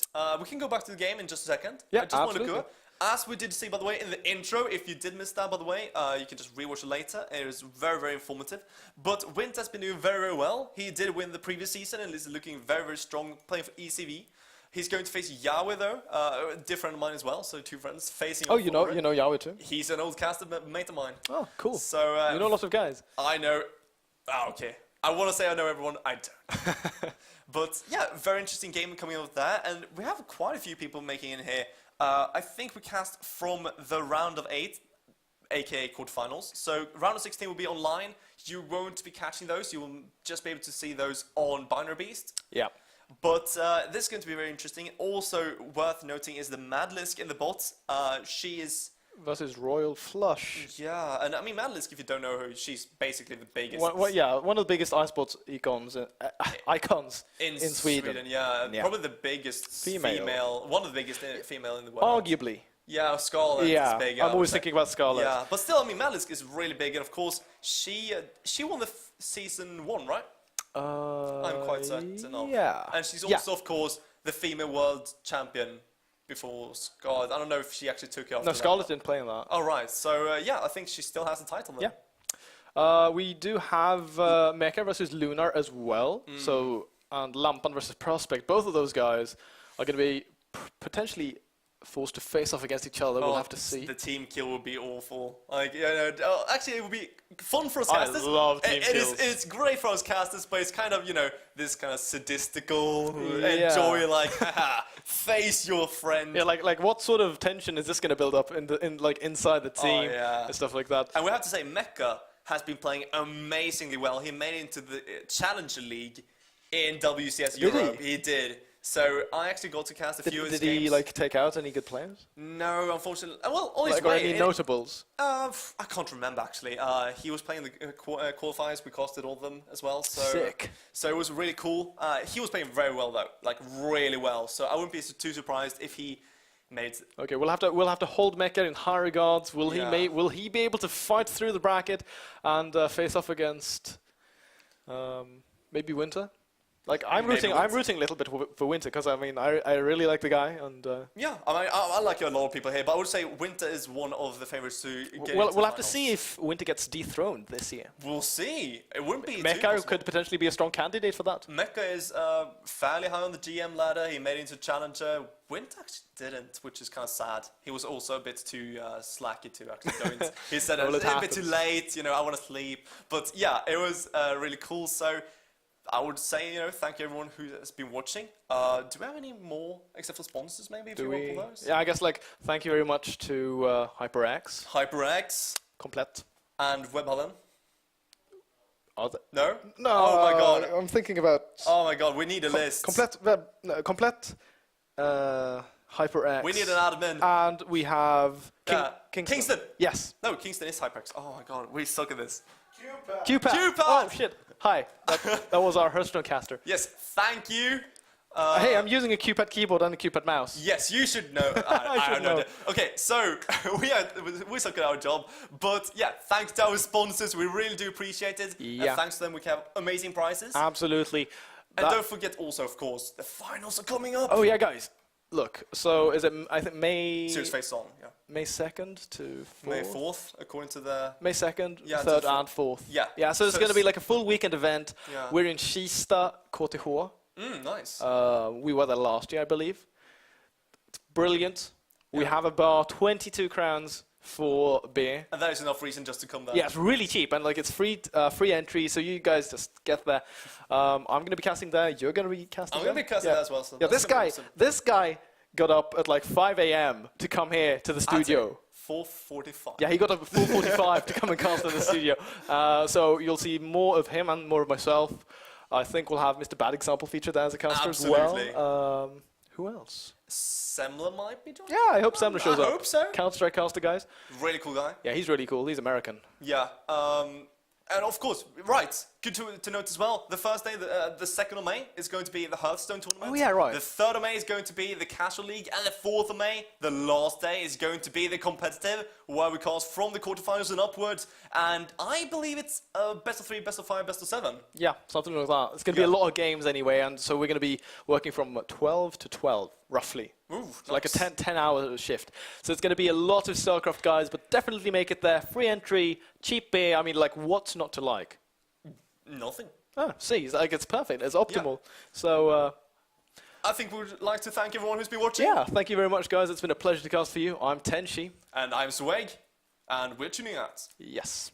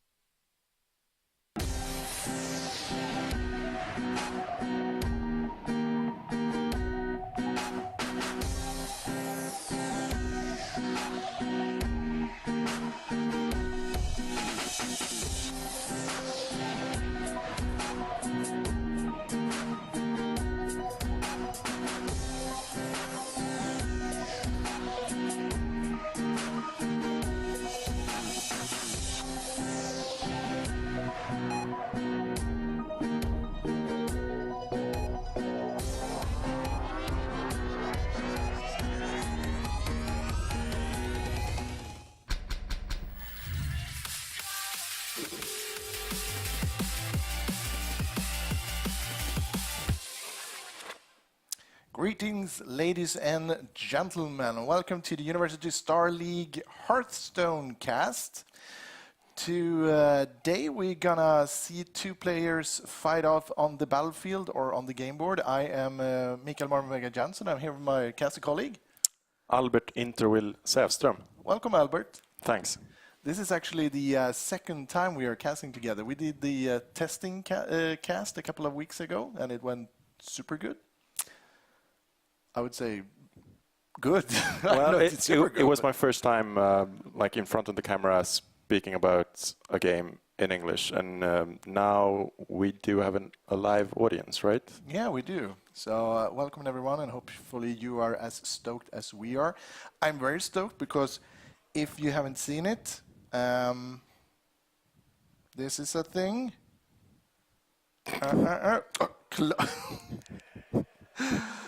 I need to check my internet connection. Anyway, Hearthstone has actually come to iPad. So if you own an iPad or a slightly more newer version, you can play Hearthstone wherever you are. What is the strangest place you've been playing Hearthstone on your iPad? Don't say the bathroom. No, I've been out in the countryside playing, and it's nice not needing my computer to play. All right. Oh, that's really good. And I think I was out drinking beer while I played some Hearthstone. That made me a super nerd and an antisocial human being. But did you win? No, I didn't. Okay, I played so it was nothing good at all. No. So how about we take a look at the first of our players and see what he's all about. All right, so the first one is Dandido. He's Martin Lundberg from Linköpings Universitet. He lives in Linköping, of course, as he is there.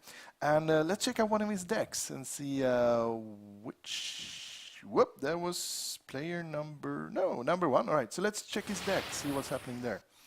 And back to us and into the deck. All right. All right, Albert, first of all, what is this deck? Does it have a name? It's called Solid. I would say so too. It's really solid. It looks slightly like what we call a token druid, but it's not really. It has a quite powerful finisher of Force of Nature and Savage Roar. Yes. So. Yeah, but we can see that it only has one Force of Nature and one Savage Roar. So. It's quite solid, but it's got this like extra out in the game plan. Otherwise, it's the standard value cards. So this will be. It looks solid. Yeah, it does. It actually looks a really defensive deck. I'm wondering if he's maybe looked at the last Star League we did. Because that one was two rush decks against each other at the first pick. So I think he might be able to go for a really, really super defensive one to be able to counter that. Yeah, but we can see here he's got both the Watchers and the Sun Fury Protectors to protect him in the early game, as well as a Claw. So he should be able to get into the more of the late game where he's got his Force of Nature and his scenarios. This should be like a paced game. All right. So who is his opponent? Let's check it out. It is Vortex, a real badass. Oskar Exner from Göteborgs Universitet, from Gothenburg. He looks kind of combat ready. I think he will do well. He's wielding a Nerf gun. So I wish I had a Nerf gun. Yeah, we'll see if we'll see something worth nerfing in his deck. Oh, don't bring a Nerf gun to a Hearthstone fight, or what do you say? Yeah, something. Enough like of that. the puns. All right, let's check out his deck. Oh wow, this is sort of the shaman equivalent of the last deck we saw. Okay, so in this game, how will he finish the game? I think most of his punches is in the Fire Elemental. He could also go for Alakir, the Wind Lord, and combine him with a Rock Biter. But that's sort of a very late game finisher. That's like turn 9, turn 10. Yes, but he's got the Flame Tongue and the Rock Biter and the Alakir, so that's potentially a lot of damage in the late game. And then he's just going to try to... Is he going to stall the game until he gets there, or...? Yeah, I think so. There's actually two things I'm questioning about this deck. The first one is that he only has one Stormford Axe. Okay.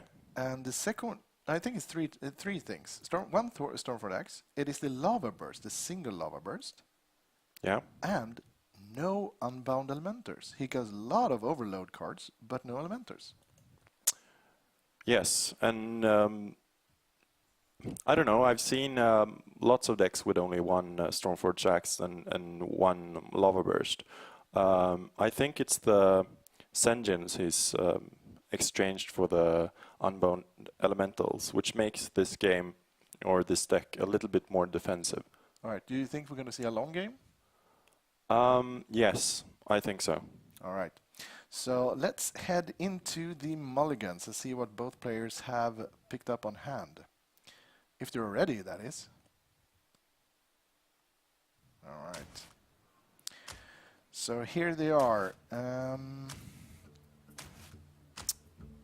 Looking quite solid hands. Why the Shaman player doesn't have a... well, they have the Feral Spirit. Yeah, and the Earth Shock is great versus the Harvest Golem. Yeah. So Danilo is first up. We're going to see a bit of a turn passing here, I think, from both players. It's not going to be played in the first turn anyway. And a bit of a BM going on here. Oh my god, the manners on these players. So we should see a Sun Fury here, right? Yeah. The thing is that it's really hard to actually read the other player, what deck he's going for. If we'd seen like a Leopard Known or something, then we'd actually known that it's an aggression deck. But right now, both players are playing in the dark. So here he can go for a Lightning Bolt or a Rock Biter. Doing the Lightning Bolt, he will overload himself for 1. Yeah. But he wants the Rock Biter. That's a good choice. I think he wants to play Feral Spirits next turn. Feral Spirits are a bit of a hard to handle for Druid because your swipe is 4 damage on 1 and 1 damage on everything else. Okay. Yeah, Harvest Golem, good pick. Really value card.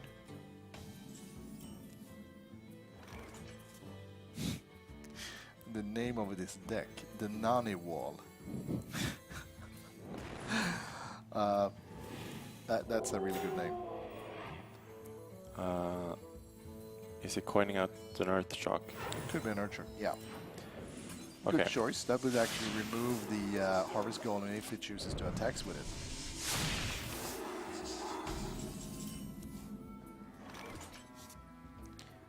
Alright. At 4 mana right now, he doesn't have that many choices. I would say that Yeti is a solid one, or he will try to go for direct removal via the Wrath. Yeah, he can Wrath and Claw and clear the board. But he doesn't know what he's up against. On the other hand, Vortex will be without all of his mana next turn. Yeah, this is a tough turn because he can clear the board for both of them, and that's a dangerous position to be in. Yeah, but most likely he's just facing a totem next turn, and then he can play his children. Yeah. All right. Red, good choice.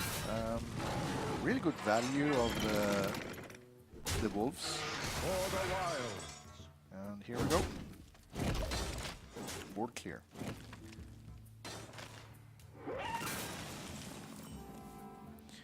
Two mana to play with, so here comes the totem, I guess. Yes. And we can actually see that Dandino, he's got a special card back. Yes, he does. He has played enough games to get the card back. What is it, 500? No, that's for the golden heroes. So I think that's either. I think that's the legendary, or.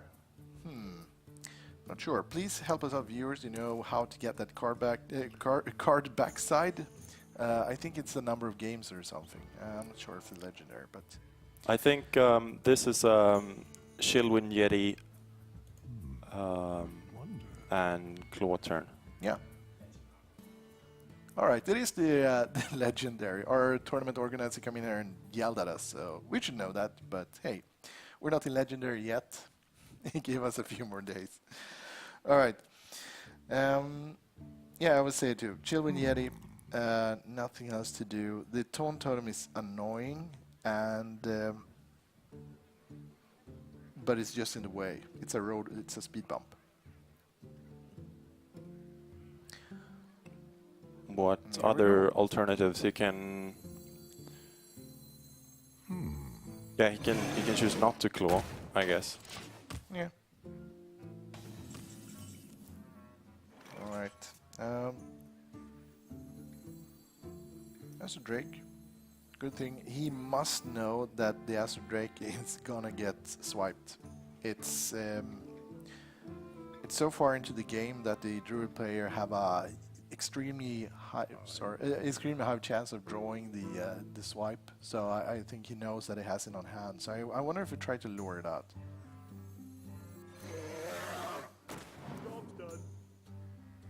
All right. Good one. Getting another Drake, that would make the Lightning Bolt do 4 damage.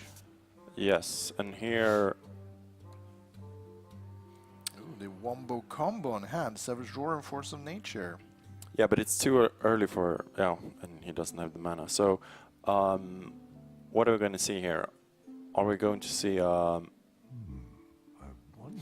claw and then trade? Or a swipe, claw?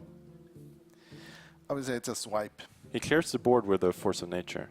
Yeah.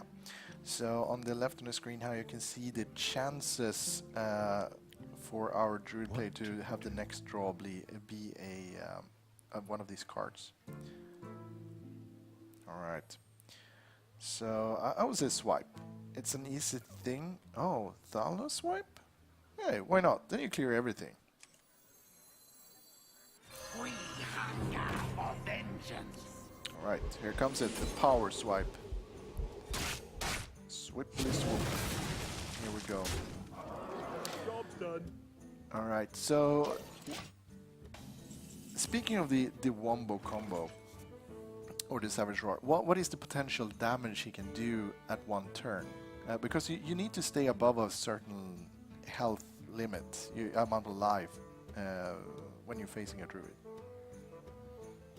So I think they do 2.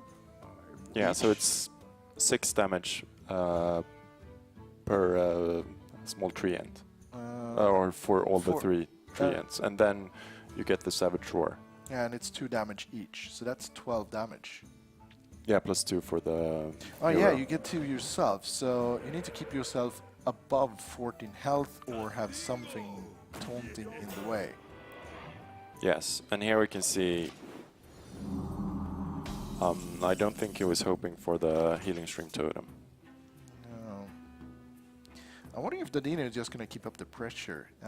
He has a bit of a card disadvantage. He has 2 cards on the field and 4 cards on hand.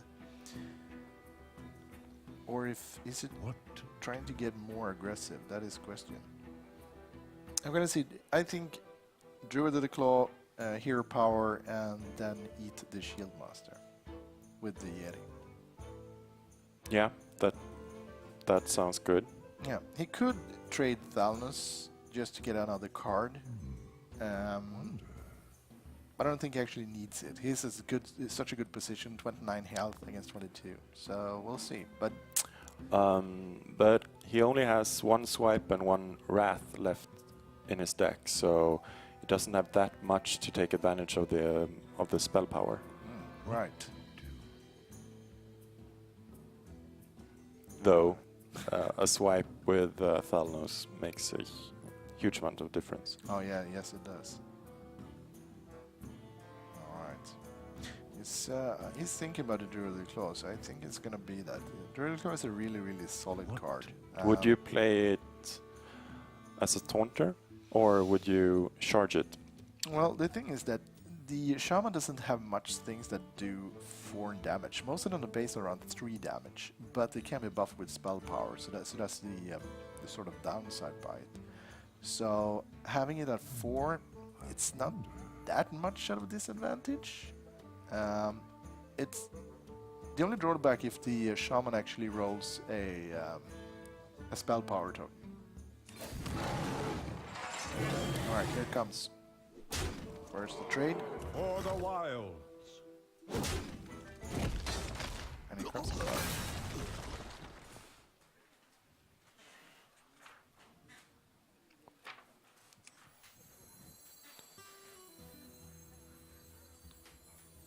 Druid Claw. And let's see if we go for the Charger.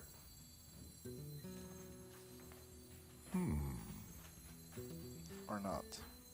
Where shall I strike?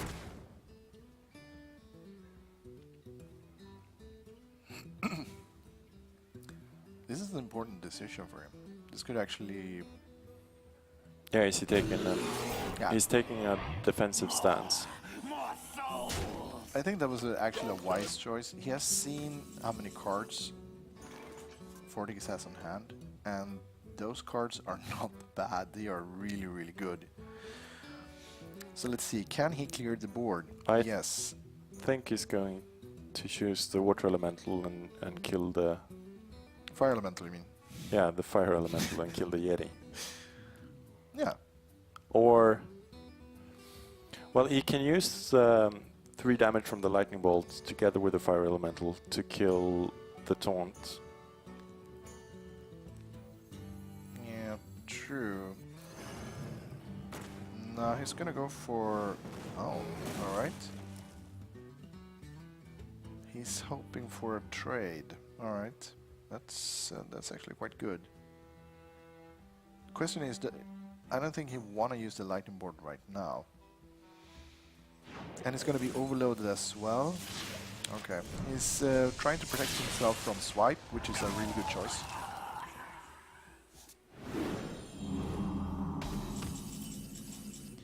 Alright, so the question is... Dandino can just keep on fighting to the face. There's nothing bad with that, and they just keep on throwing out big minions. Yes, he... Yeah, this is a tough question. He could... I mean, he could clear the board. Yeah. Or play his Cairn. Cairn is a solid card. Yeah.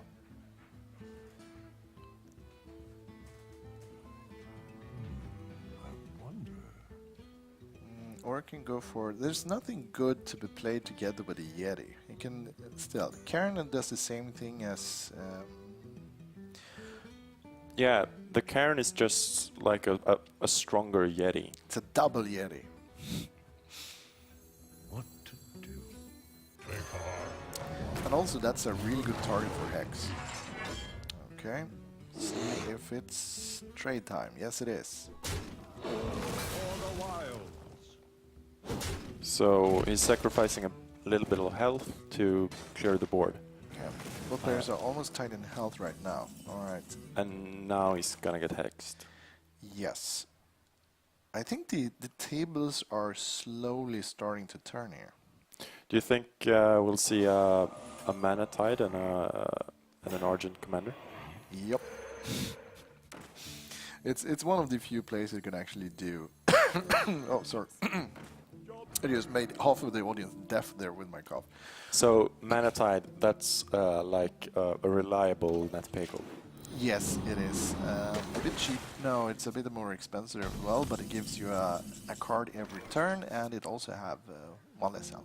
Okay, now this is interesting. Scenarios, he can summon 2 Treants with Taunt. they do not have charge, though. No, it's a big decision for him right now because either he plays scenarios or he plays the claw.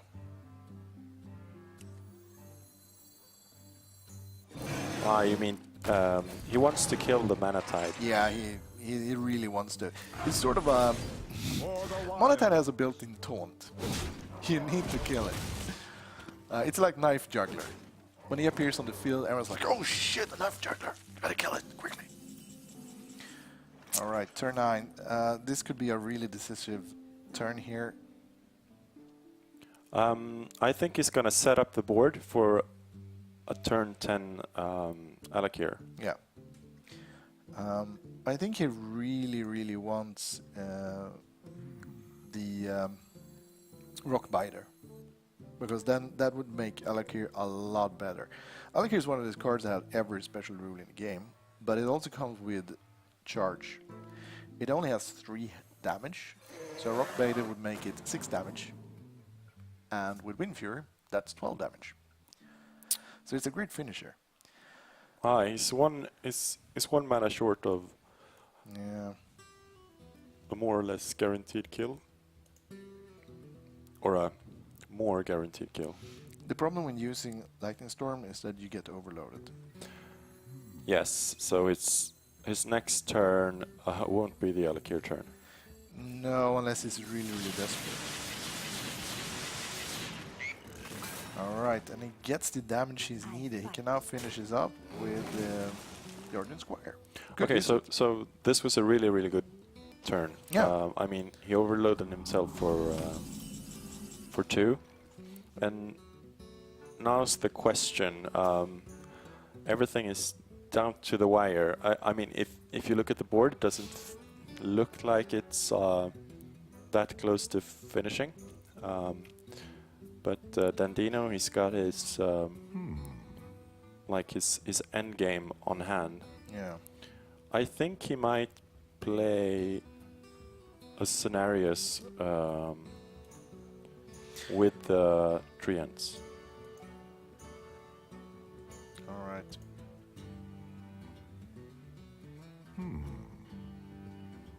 So... Yeah, I think that's one of the few things you can actually do. He could Actually, he's he hasn't drawn a single innervate, and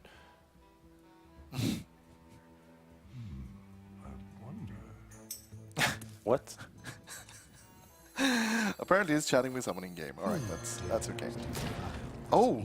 This is a... Alright, Yeah, okay. here we go. Now the question is, Fortix needs something to stop this with. And does he have it on hand? Yes, he does.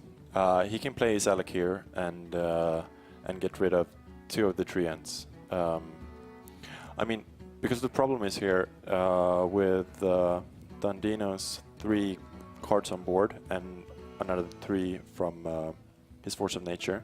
Yeah. That's 6 times 2. That's a Savage Roar doing 14 damage. Yeah. So if we kind of here, so...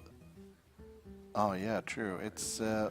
let's see here. How much can Danilo do in next turn? He's gonna have scenarios on the board. Most likely.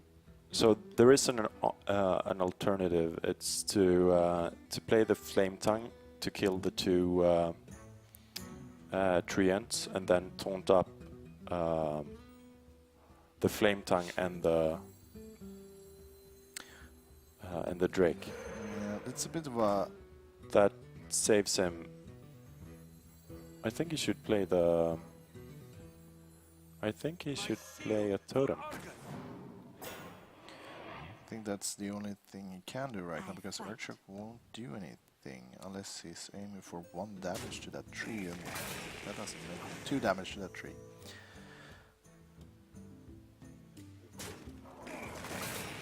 Oh, right, it does 2 damage because of the spell damage, and then he can finish that off. the... That was a really good turn. It was. And it was essential to survive, actually. Yeah. So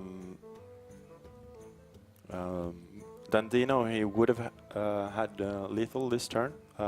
He obviously doesn't now, but he can use the Wrath to kill the Flame Tang Totem, and then the Keeper of the Grove to kill the Healing Totem. Yeah.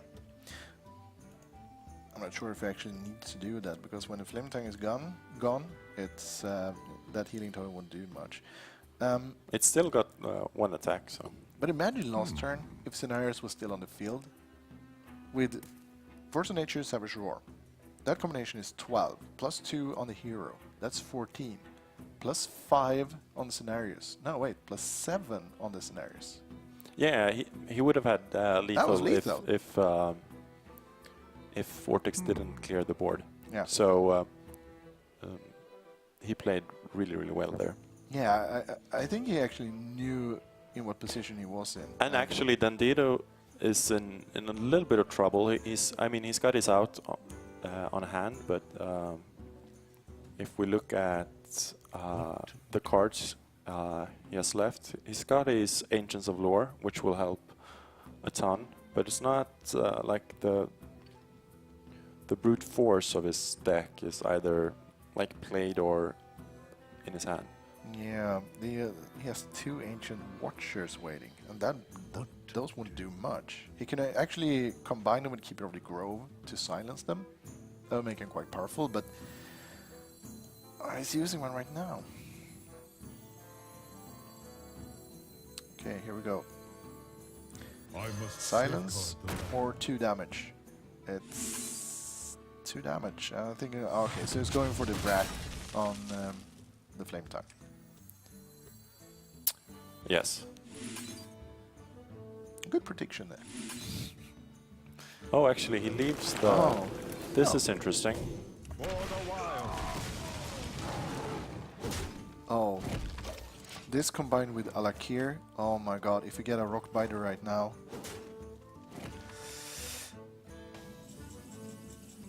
I get the Lava Burst, alright. Does he actually have a Rock Biter left in his deck? Yes, he's got Oh, one Rock alright. Biter.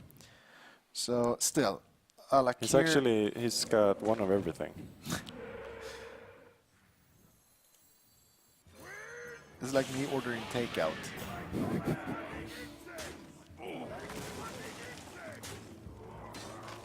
Five damage to the face, placing the players at a tie. And that is a 5/5 taunting creature, which is super annoying when you have with Force- Wind Fury. with Wind Fury.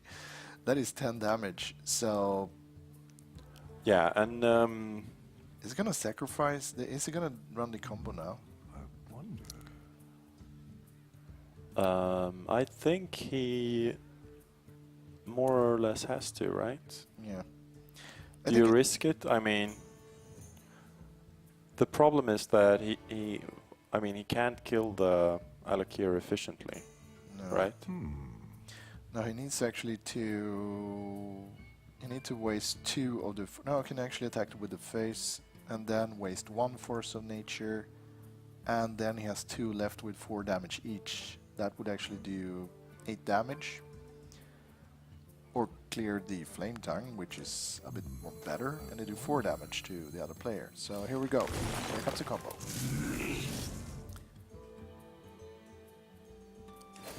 Yeah, you could say the Savage Roar. Looks like that's the plan. Yeah, it's the same effect. Somewhat. He's missing out 4 damage to the player, but it's still worth it because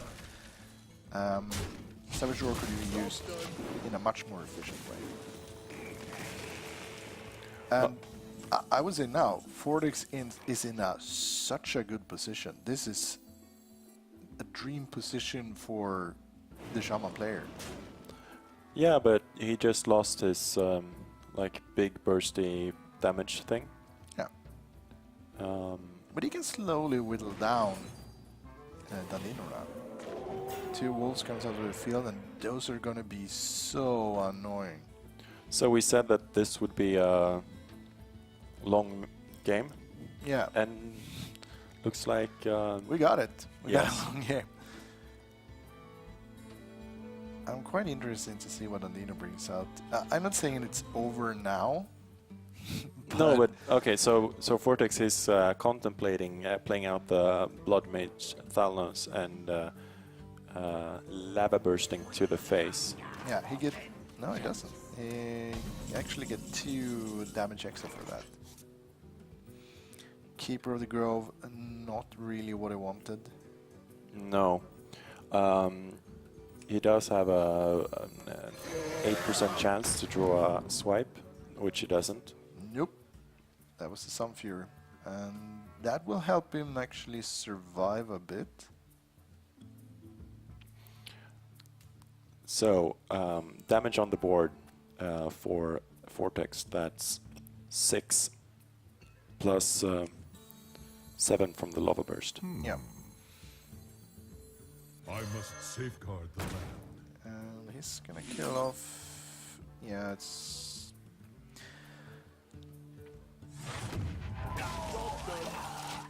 Alright. Gonna draw some Hex. It's only He gets... should draw another, yeah. Yeah, here we go. So, but it's he's overloaded for 2 mana, so I think we'll see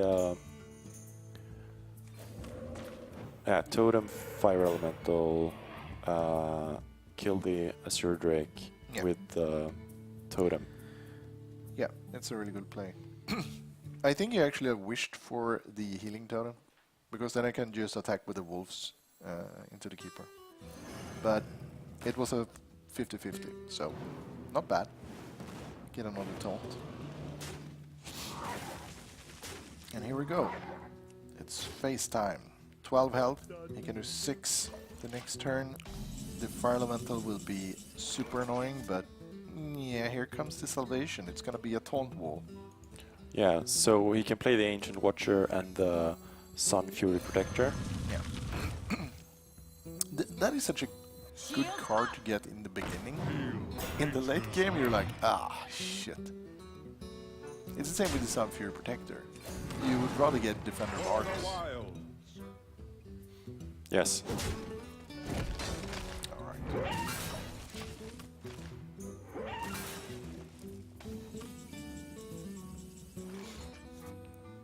Now is the question, is it over? No. No, it's not over. I mean, he can... He's gonna run the Fire Elemental into a frog, I guess. Yeah, and the Spirit Wolves into the other taunt, but... And just bide his time. Yeah. And the question is gonna be... I mean, That he has a if he had the 1 health, or the 1 attack totem, this would have been lethal. Yeah. And here we go. He saves the Hex.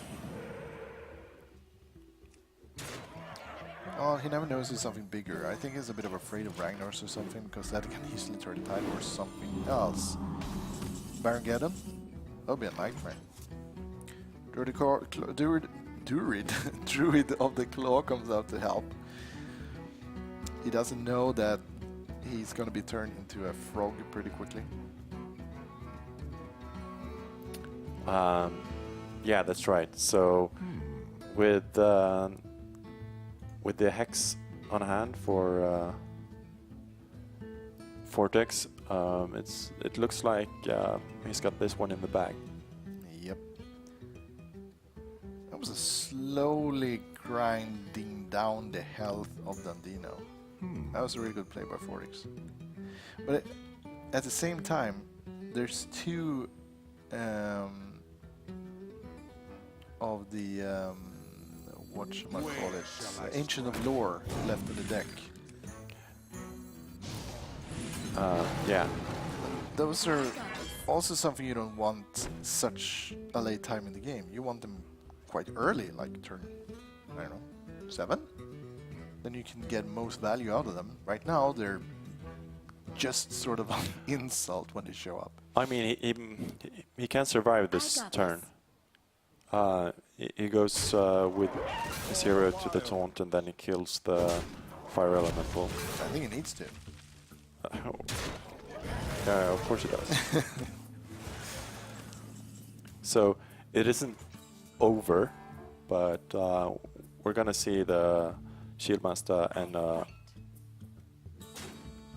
a totem here. And I mean, if he draws a...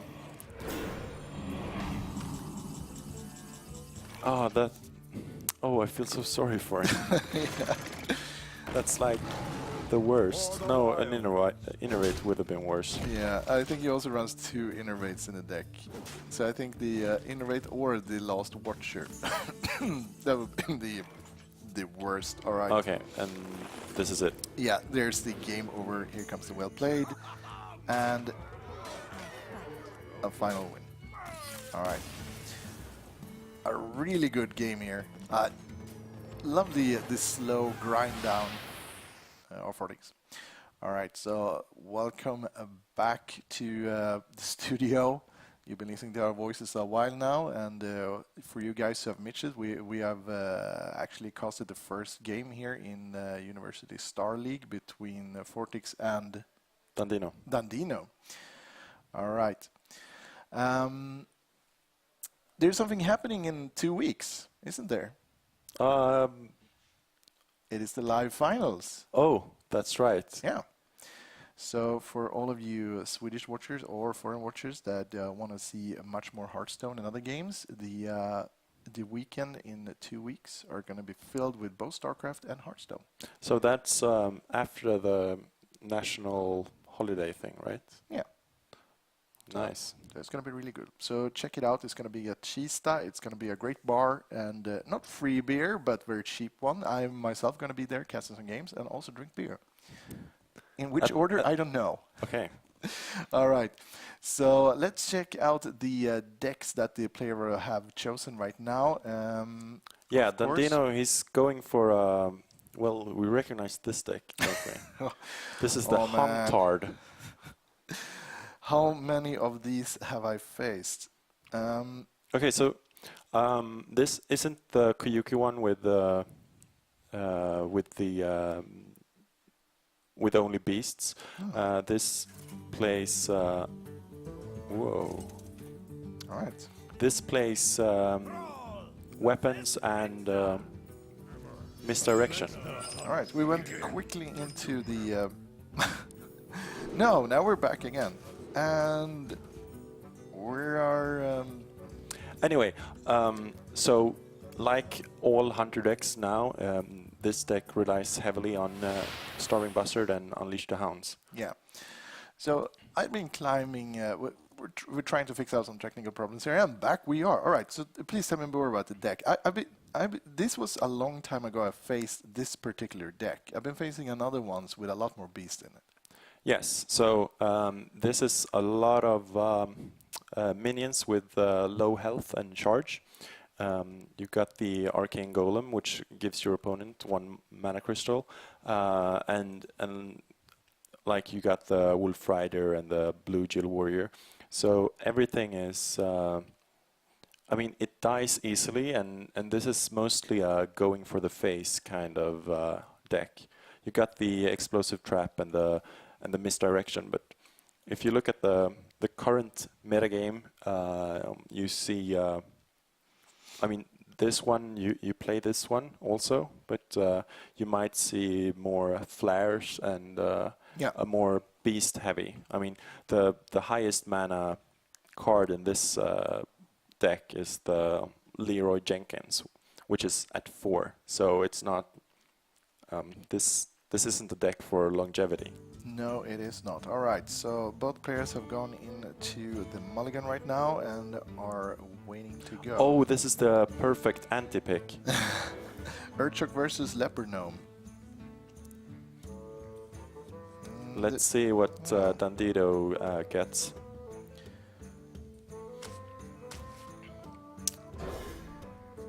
Let's get replaced with stuff. We didn't have time to see that, but we'll see. All right. He's got a Timberwolf, Hunter's Mark, and Starving Buzzard. Oh, he's got a bit. Ooh, and he gets the combo. So this is a Leper Gnome play, followed by an Earth Shock, I think. Yeah. All right, so this is going to be up to Fortix to stop the tide. So the thing about the Earth Shock is that normally when the Leper Gnome dies, it deals 2 damage. But with the Earth Shock, you first silence it, so it removes that death rattle component. Yeah. And then it kills it.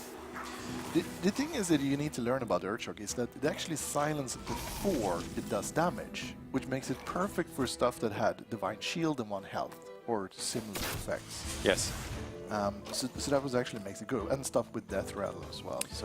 So have you played this kind of hunter on the ladder? I've actually tried playing this kind of hunter, but I don't know, it feels, you don't take any decisions, you just play the card as they come up in hand, and like, oh, cool, and then you just keep the combo in hand. The combo was becoming Timberwolf, it is the Bustard, and it's the Unleash the Hounds, and then you just roll with it. Yes, so have you faced this hunter? Yeah, a lot. So what should Vortex be thinking of? All right, the big thing is here, you need, what I'm trying to do is that keep a maximum of 3 creatures on the field. Yes. And they need to be able to do, in some combination, 5 damage each turn.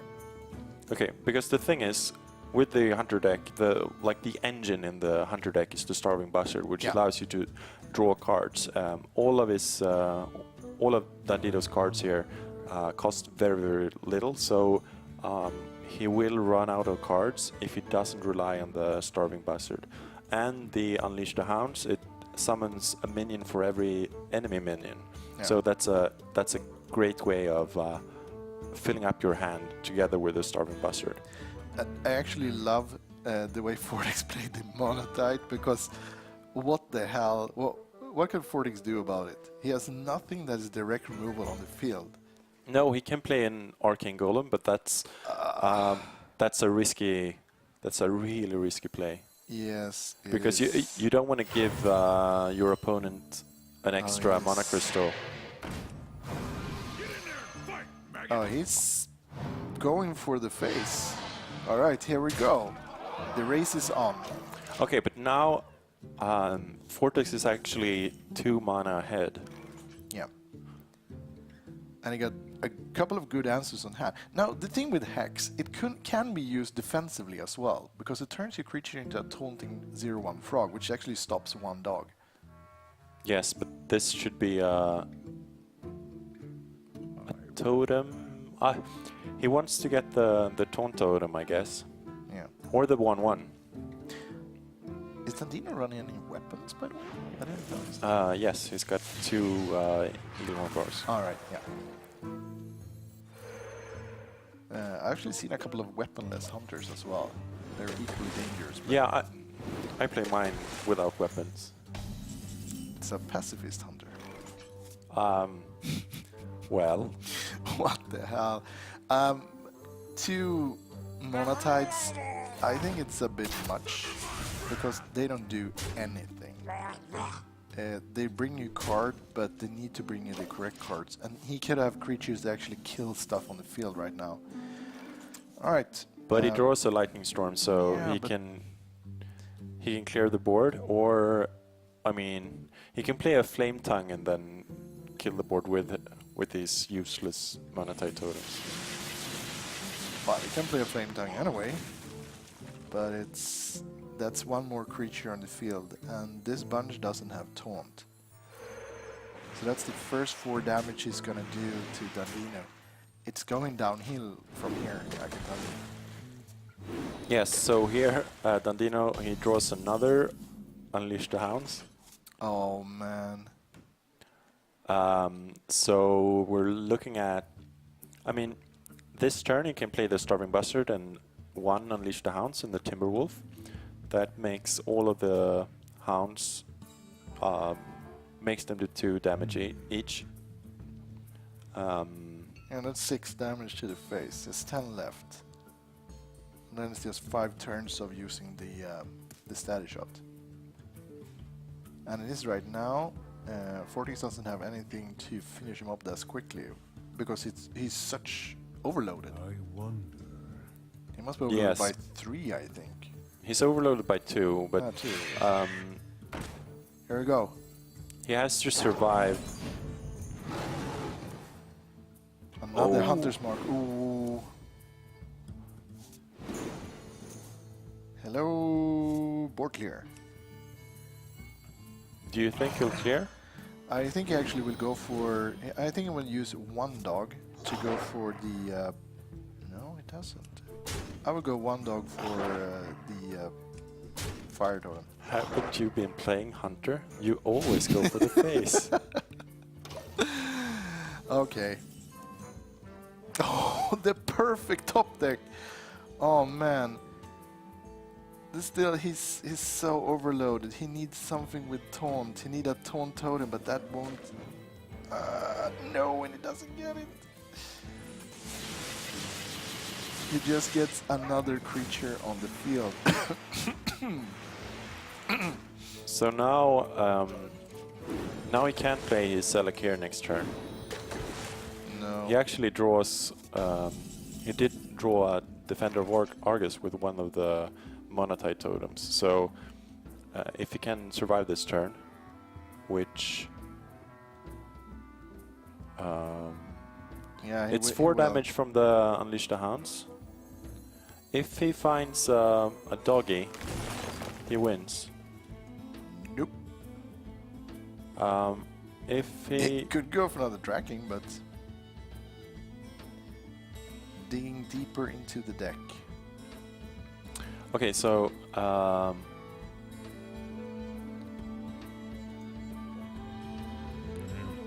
if he gets the tracking, actually, what is he looking for? He doesn't have the. Oh, doesn't He no, he only doesn't have had one Timberwolf. Wow, that's. I wonder. So I don't know what he's looking for. No. Well, maybe he's looking for his Leroy, but that's only 6 damage to the face. Yeah, but it could be enough. Alright, let's see what it is. Ah, I guess it's the buzzard? yeah. Okay, so then he's setting himself up for the next turn. He has a lot of stuff for his next turn anyway. He has a Blue Jill, and he has a Wolf Rider, and he has 2 Hunter's Mark. And there it is, a kill command. And an explosive trap. And Leroy! Alright, here we go. And another kill command. Yeah. Okay. So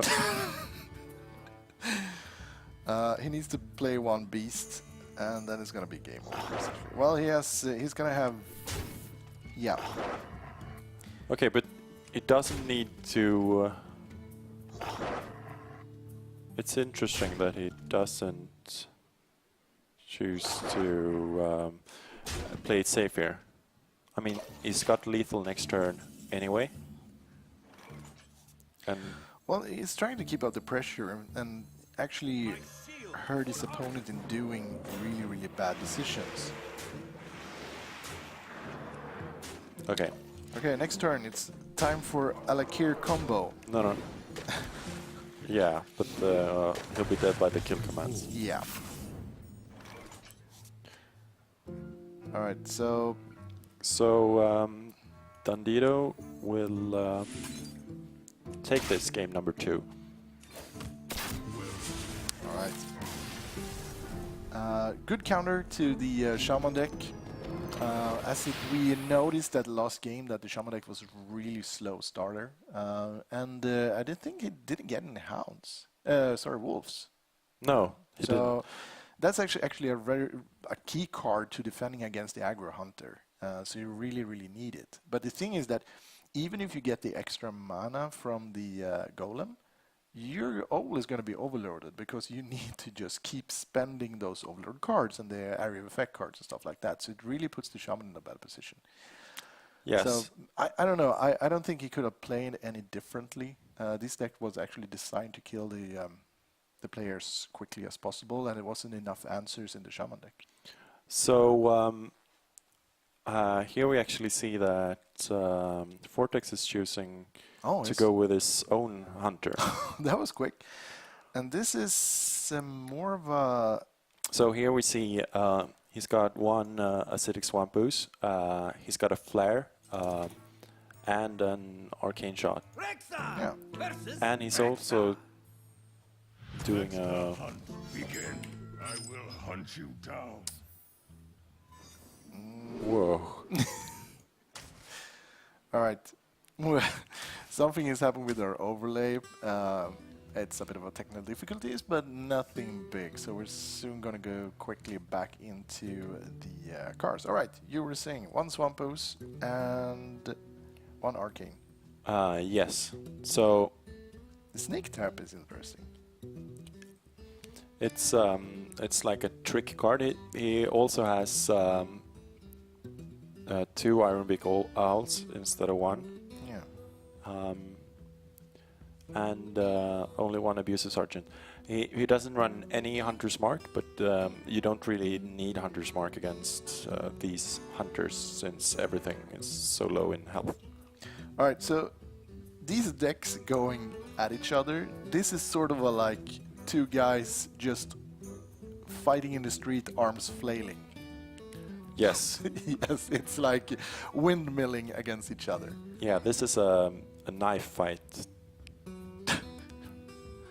It's this won't be pretty. No, this will be really messy, but really fun.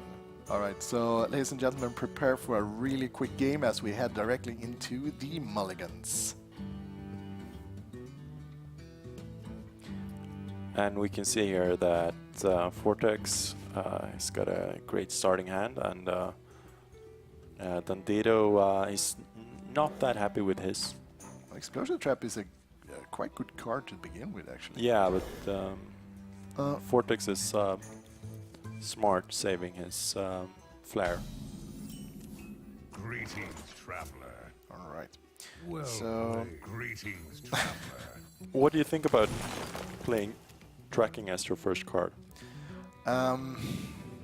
If you have a deck where you really rely on the combo, it is, as the Storming Buster and stuff like that, it's fine. The problem is that you would like to have it mid-game. So when you're at like 3 or 4 or 5 mana, when you actually have the mana to do the combo. Because in the beginning you would really like to have the cards that help you out, powering through the first couple of turns until you have the 5 mana that is essential to run the wolves, the vulture and the Timberwolf. Yeah. Yeah, Hounds, exactly. Wolf. Sorry. There's a lot of animals here. Alright, so the question is, which of the players is going to go defensively? That is going to be the first question here. So it's going to be a blue jill to the face? Or something else? And here we go. It is blue jill to the face. Dandino, he knows what he's up against. Oh, and a Leroy. That's a really good card. He will actually need an explosive trap to make that work, because otherwise he will get a lot of stuff against it. And he runs the tracking.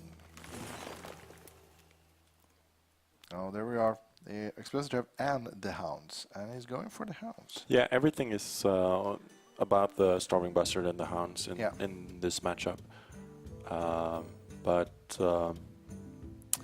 mean, what's the likelihood that someone will fill up the board? And Vortex didn't see any flares last game. Yeah. Come on, go for the hounds. So the explosive trap, it's a defensive move.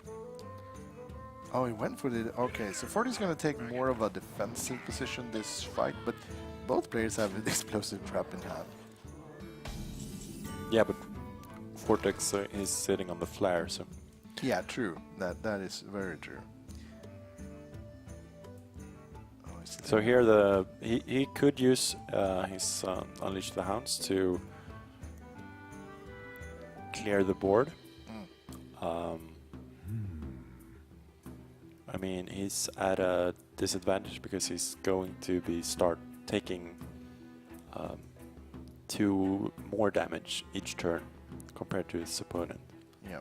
He could go for a Wolf Rider. That would put him into the 5 damage per turn. And force his opponent to go a bit more defensive. This is just playing with fire because any one of them could have an Unleash the Hounds, and that works like a board clear since almost all of the minions here only have 1 health. Yeah. I would say that I think the actual finishers of this game is going to be the weapons, it's going to be the bite, or it's going to be something else. It's not going to be a creature. That's going to do the most amount of damage because both players are just going to dance around each other creatures. But the question is, who is going to attack their opponent's creature first? Because you really want your opponent to have a lot of creatures on the field. And it goes for the weapon. This is a silly matchup.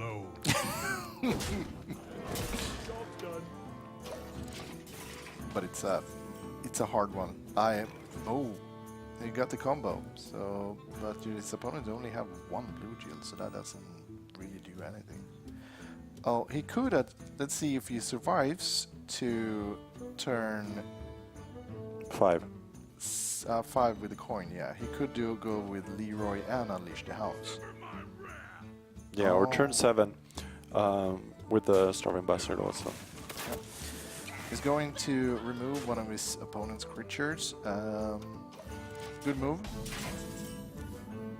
As he tries to limit the amount of creature he has on the field himself. So I think no one of them wants to be above 2 minions on the field.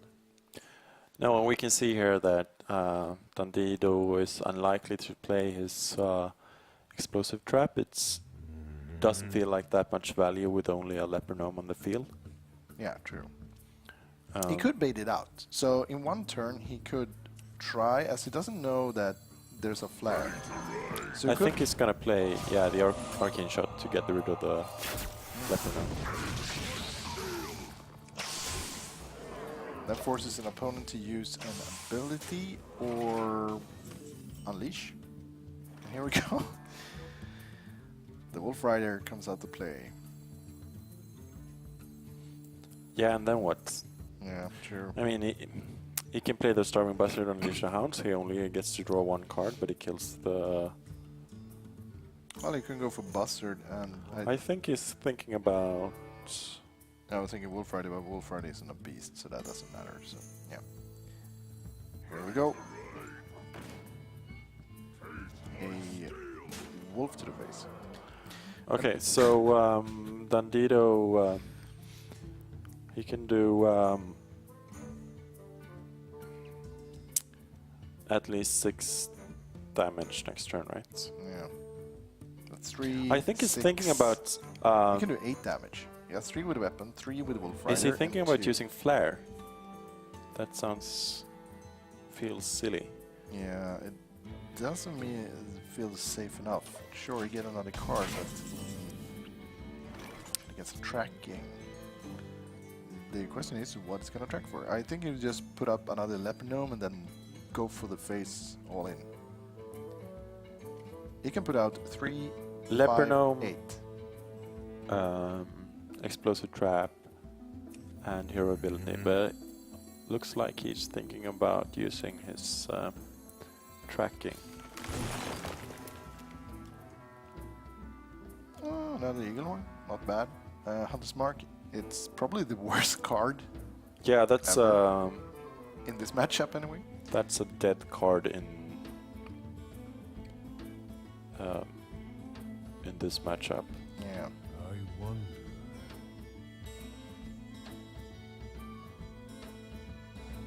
This is a tough call. What do you choose? I think he goes for the easy one. Or trying to go in with 2 extra damage. So this turn he can actually do 2 more. So you can... Okay. I think, yeah, he's gonna use the Hound just to clear the board. And then, when he has to attack with the Wolf Rider, does he save his weapon? Yes. And he does. Oh, so many cards on hand and nothing good to use. Now he can play the Leroy Unleash the Hounds. That nets him 3 Hounds, which is worthless because he can only kill the whelplings. Well, he could actually... Well, if he actually uses Unleash the Hounds, he gets 3 Hounds. He can clear the board and has a Leroy. That is not a bad position, actually. It's not a great position either. I don't think any of these players are in a good position. I think both are in horrible positions because this is like playing chess with knives. We need to work on our analogies. Yeah, I think so. All right, a really safe play here. So the trap comes out of play, and Danino goes like, no beast in hand and a kill command. And I think he needs a beast to get the full value of that kill command. Do you also play explosive trap? I wonder. So the question here is, does he trade? Because he's gonna lose his Wolf Rider either way. Yeah. And then go for the face. He needs to trigger the explosion, or else everything he has will die. Yeah, that's 2 extra damage. He's now at 11. The hero power of Vortex is going to be 2 more. That brings him down then to a Leper Gnome. It's so close and stupid. And a trap? Yes. Alright. So now Vortex is gonna be happy that he saved his flare all game long. Alright, so he has 7 mana to play with.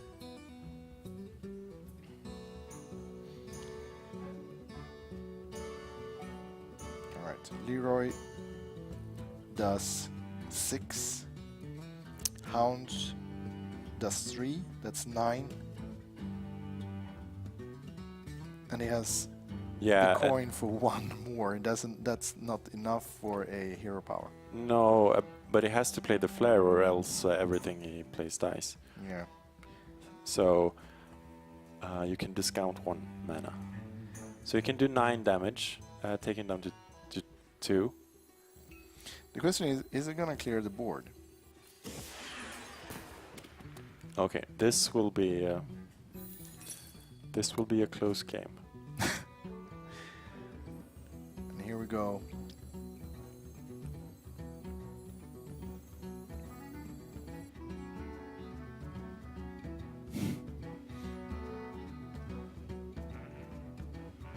Well, this Swamp Ooze isn't that bad. Swamp Ooze Unleash the Hounds. Yeah. Or if it just trades. Yeah.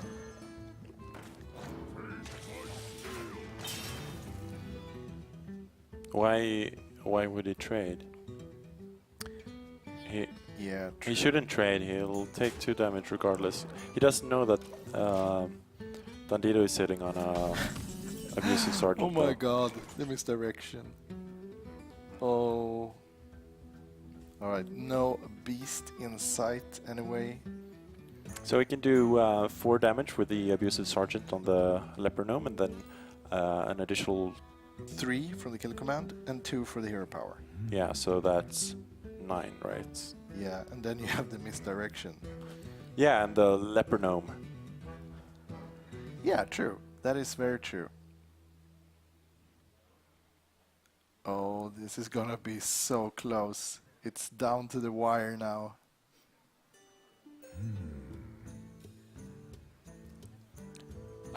Yes. Do you know what the counter to Hunter is? No. Another Hunter. Yeah, I guess so. Can you feel the tension? It's like, you know, you can really cut the tension in the air, feel the tension in the air. Everything is gonna... I would just go Abusive Sergeant. He can't play all of the cards. He needs to not play one of them. And I wonder if we're gonna use the kill command on the ooze. No, he's gonna trade the ooze. Or? Oh, man. He can use the... Yeah, that's a good question. I mean, if he doesn't play the Abusive Sergeant, he could just trade the use.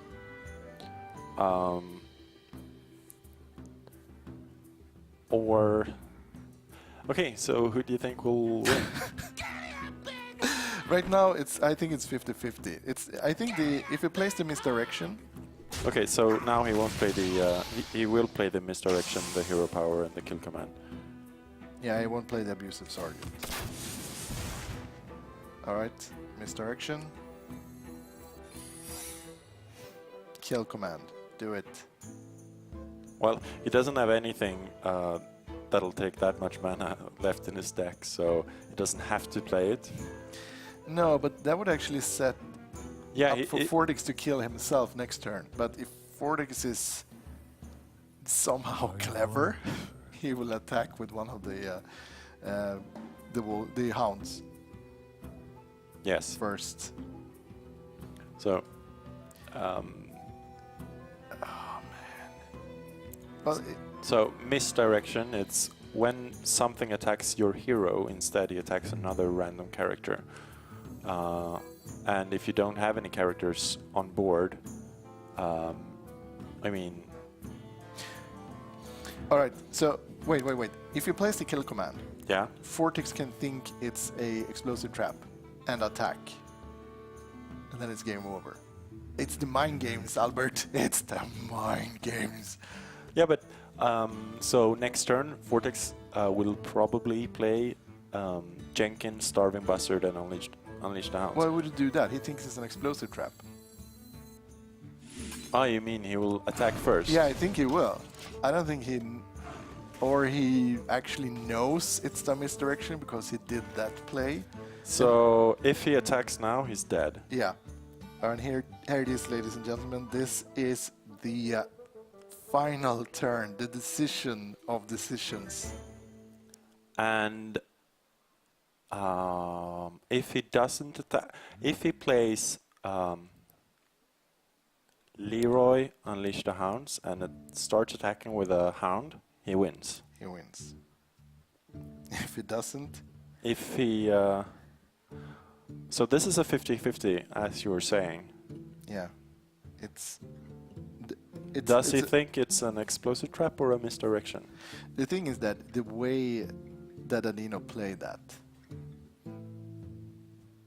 as he did the kill command, that was sort of a giveaway, but I don't know, it could be either. It's 50-50 right now. I mean, if he plays the Jenkins and the Unleash the Hounds, and it's an explosive traps, he loses everything on the board for nothing, essentially. So this would have been a wasted turn. And fun fact about the Leroy Jenkins, the card art is painted by Mike Krulik, who is part of the Penny Arcade crew. It's a really cool card. So if you don't read Penny Arcade, it's a webcomic. So that's and if you don't know who Leroy Jenkins is, you need to Google that. No, you need to YouTube that quickly. I won't do the Leroy Jenkins battle cry because he will probably do it himself. I think they have painted the kill command art as well. Yep, it's the same guy. He's a really talented. That's interesting that the art is it's not coherent in any way. You have the Sam Didier art from from World of Warcraft, and then you have what is essentially fan art. Yep. Yes, it is. All right, here we go. Imagine the look on Fortix's face if it would be a snipe. So this deck is called Proxy 2-Rax. If you guys who doesn't know, doesn't play StarCraft 2, that's sort of a cheesy tactic where you build two barracks close to your opponent's base and try to rush him down. Ooh, and Well, does it really need the buzzard? this is actually this is the question of you flip a coin and say, is this an explosive trap or a misdirection? If you guess incorrectly, you lose. Yeah, but the buzzard. Well, if Oh my god! okay, now it's 50-50. Here we go, ladies and gentlemen. This is the final. Oh wow! And here it is. Here he comes, the finisher. Oh man, that was he could have done that in so much other ways, but he chose that way. Yes, you do that, or yeah, all right. Okay, well played. Oh my god, that was I don't know what to say. It was exciting and stupid. All right, ladies and gentlemen, that was the third games between these two players. I would say it was one of the more exciting games I ever watched. This was Yeah, I agree. It's the tension was it was so much. You just sat there jumping in your chair. It was wow. yeah, we all right. were at the edge of our seats. So Yeah, we were the whole time. but it's I don't know. I think that the Hunter versus Hunter Rush mirror match is quite silly. What do you prefer, Locke versus Zoo, or Hunter versus Hunter? Well, It's a tie. All right. So while you think about that, we're going to have a 5-minute break. And before we take that, I just want to thank our wonderful sponsors, which is Komplett, QPad, and HyperX. Check them out, ladies and gentlemen, especially Komplett, which is a really good computer store, where you can buy all of the other stuff as well. So that's it for us. We'll be back in 5 minutes. You are watching University Star League cast of HearthStone. Bye-bye.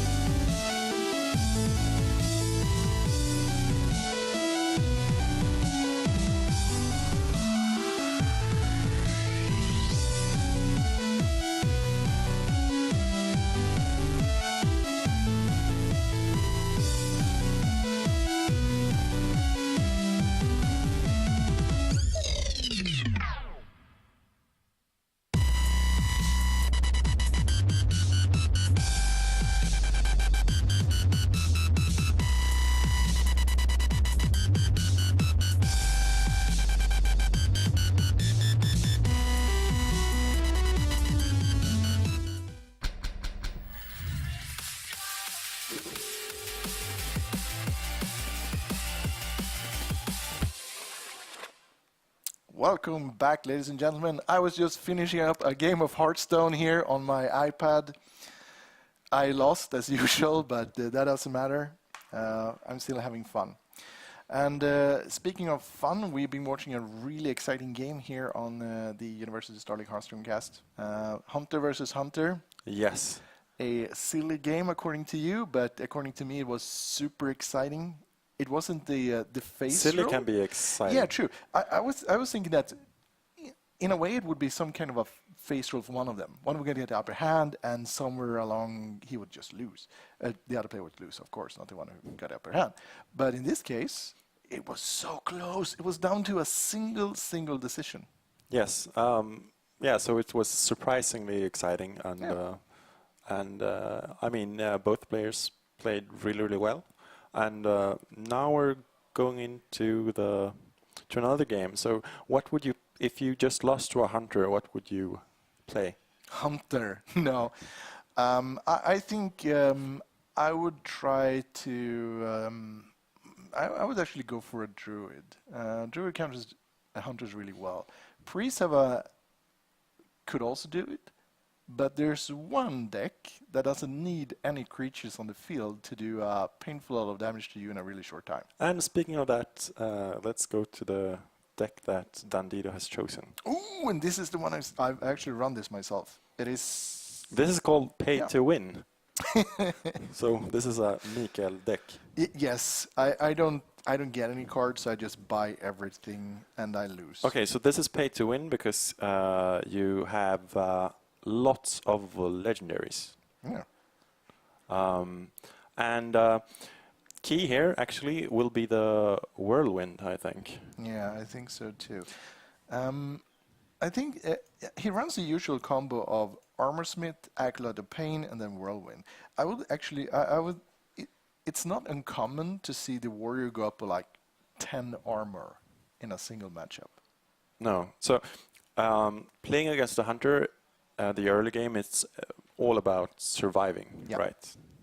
So as we see, he has a lot of card here for surviving, and as he doesn't need to do that amount of damage to the creatures coming out of the field, so he can use Shield Slam when he gets it. It's it's 1 mana for an insane amount of damage to a creature if you have the armor to back it up.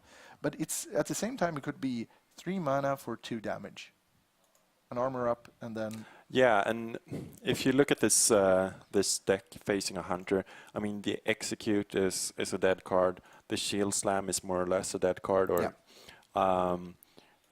the Barongeddon on the other hand, if you can survive to turn 7. Now the last game didn't make it, I think, to it only made it to round 7. So we'll see if Dandido can manage to stall using like shield blocks and things. All right. Then he'll have a good time, but I think this will be he will have a good time, but not a great time. I think if this game goes to turn 6 or something, and Fortix doesn't have a huge advantage, then this is Dandido's game to lose. Yes, it is. All right. Oh, and that hand. That's the nightmare hand.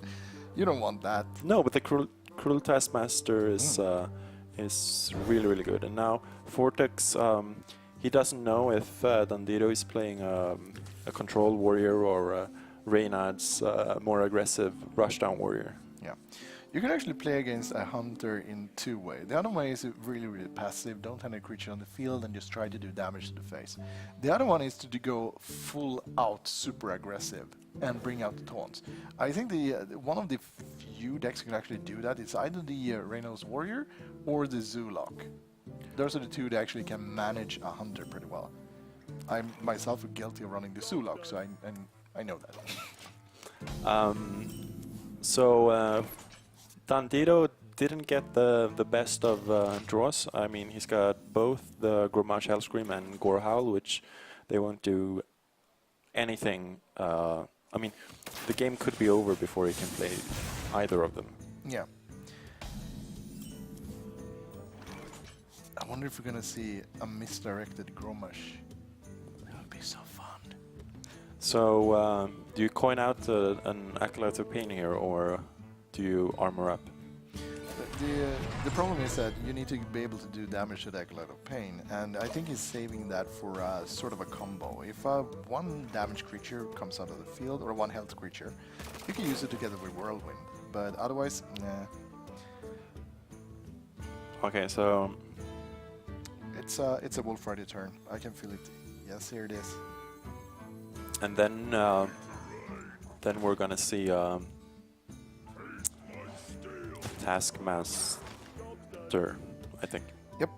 That's an easy way to just remove a creature and get a creature on the field. It actually does 1 damage, but if it survives, you get 2 attack. So it's a great creature to combo with, for example, the Acolyte of Pain, which has suddenly becomes really, really painful to face. Oh my god, the puns. We need to stop that. Okay, so he draws an Alexstrasza here, which is a really, really good card if you're in the late game. Yeah. But now, I mean, Dandito, he's got 3 dead cards in hand. He'll probably play the Taskmaster. Yeah, the Taskmaster come in handy as well because he he has a Defender of Argus. So the next turn he could play an Acolyte of Pain, and next turn after that he could go for a Defender. So that would put his... he would have a great war. Yes. Which makes him draw cards, which is actually a huge thing for the Warriors. But that would be really mana inefficient. So Yeah. we'll see the Arcane Shot and probably the Hero ability. Or does he say the Arcane Shot? Could use it for the face or something bigger. I don't know if he actually wants to use it. He wants creatures on the field.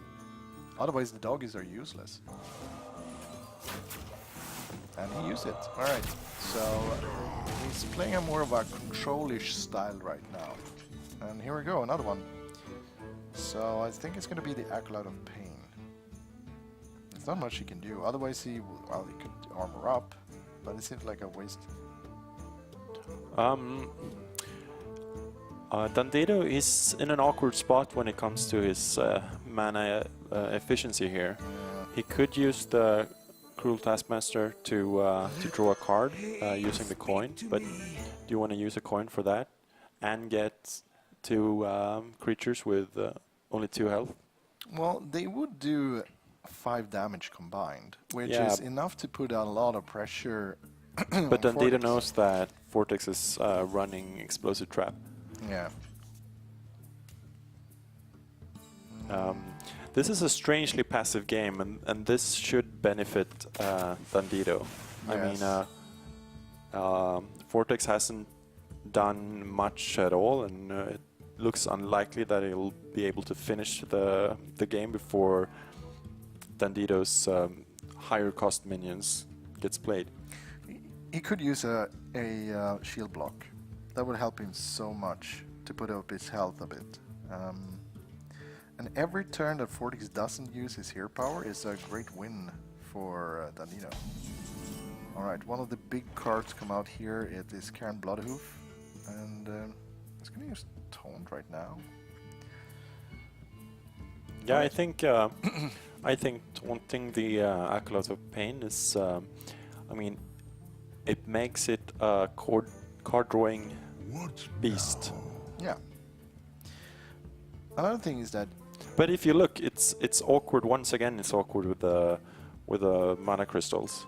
How do you spend 5? You don't want to faceless an Acolyte of Pain. it is the armor up play.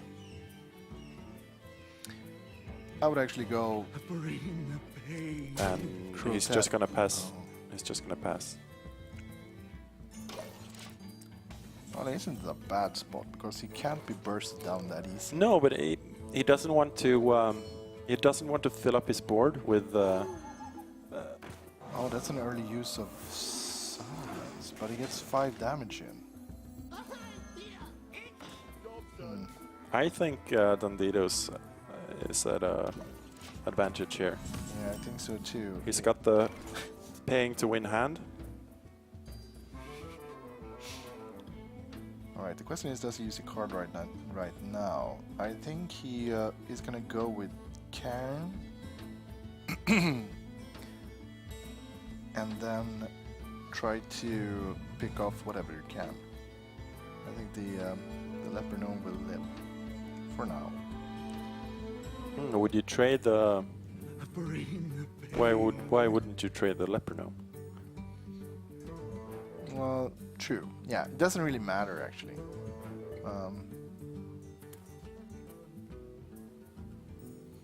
And then Yeah, he doesn't run any silences, so it doesn't matter anyway, so it's... Gorehowl? Nah. That's not... That's a good finisher. As a... but I think he knows that Fortix has one ooze. So it's a dangerous card to put out because you can lose it next turn. You need to have a good value of it at the same turn you use it. Alright, let's see. What are we going to use the rest of the mana for? Is it going to be Cairn? And the next turn, a Defender of Argus.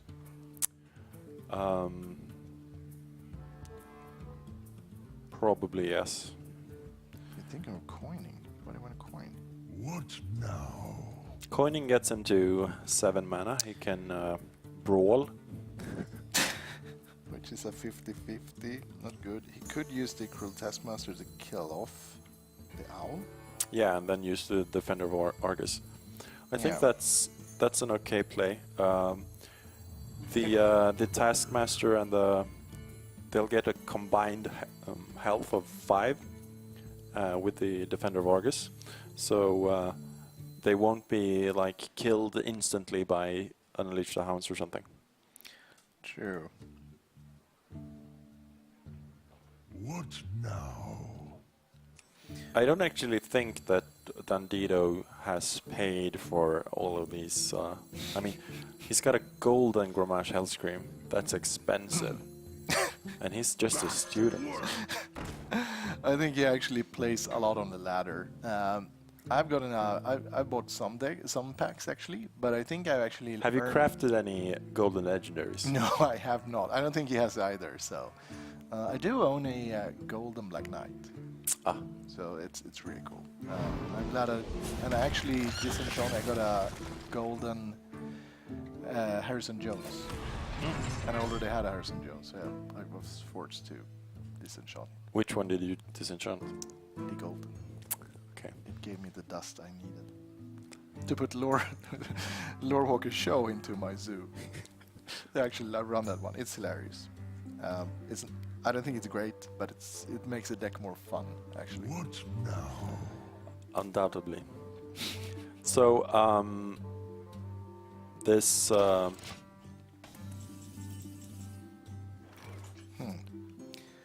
he's gonna... He wants a buzzard. And he doesn't get it. He gets a Leroy. The Leroy is great because it gives him a lot of doggies. Yeah, it does, but it doesn't... I mean, ideally he would want to play the Timberwolf as well. Yeah. To essentially double the damage of the... of his Unleashed Hounds. Yeah, but he can do it next turn.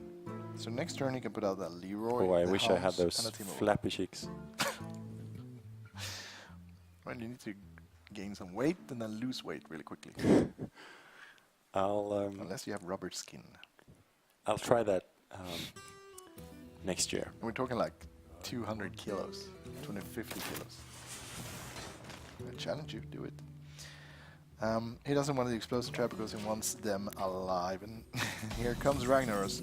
This isn't the turn for you, unfortunately. Why not? Yeah, wait. This Yeah, is a why rag not? turn. This is a perfect turn. Or? Yeah, this is a great turn for Ragnaros. No. He's playing it safe. And we can see that, I mean, he could play the Defender of Argus. He could... that was an option last turn also. but it doesn't want to fill up his board. No.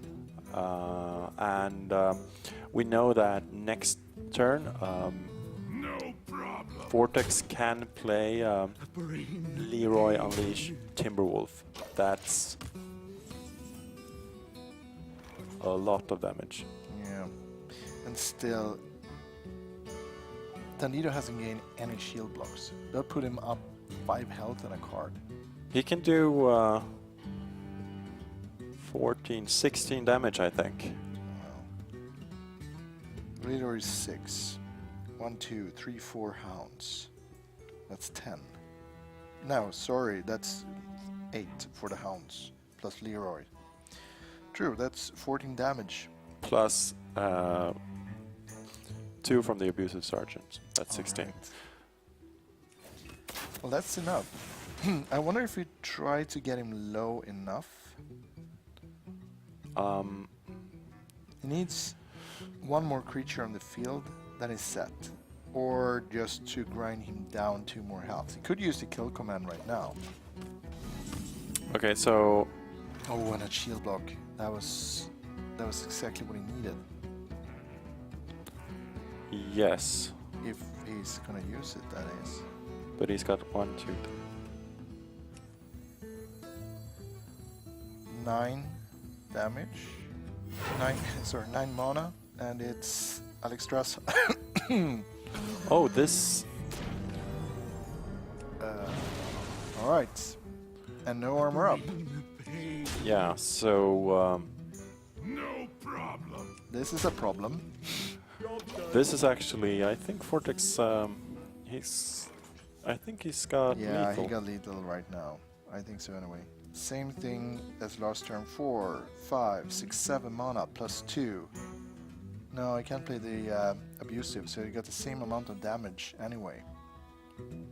Oh, well, it gets 2 more. Yeah, that's true. Alexstrasza gives him 1 more doggy. That's 2 more damage. He's got lethal. Let's do the math. 6, Leroy. Leroy brings out 2 whelps. That's 10 more damage. That's 16 damage. And a abusive sergeant. That is 18 damage. Yeah, he's got lethal. Does he see it? That's the question. Yeah, I don't know how many times I actually missed lethal. And just starting to play along. Like, I think he's counting, and I think he's done the math. And here comes the hounds. So actually, this was a misplay from. Yeah. Oh no, he doesn't have lethal. Yeah, he does. Yeah, Sorry, he has because 2 more. he can use his hero power. Yeah. Otherwise, he can't play the abusive sergeant on the full board. Yeah, that is a problem. And here comes the well played and the final shot. And here we go. The winner of today's matchup is Vortex. Yes, with a strong hunter game and Yeah. a bit of a misplay from Dandido. With that last, he should have used his armor ability. Yeah. So if you used armor up or shield block, Yeah. and then just try to delay the game even more, he would be in a much more position because 5 more health, that's a huge thing. Still, 1 more mana for Dandido, and he'll be able to do. No, sorry, for Vortex, and he'll be able to do the. Yeah, but he didn't have Dandido didn't have any Right. taunts up. Yeah. And he was just too low in health, so it was a little bit of a greedy play, and he got punished. Yeah. I think he actually should have gone for Cairn and then tried to armor him. Sorry, taunt him up. Yeah, probably. Don't come too late, but hey, that's what this game is about. It's about decisions, and it's about making the right decisions at the right time. Yeah, of course, and you know as well as I that if you got a hand with lots of legendaries, you might want to play some of them, even though it might not be the correct move. Yeah, absolutely.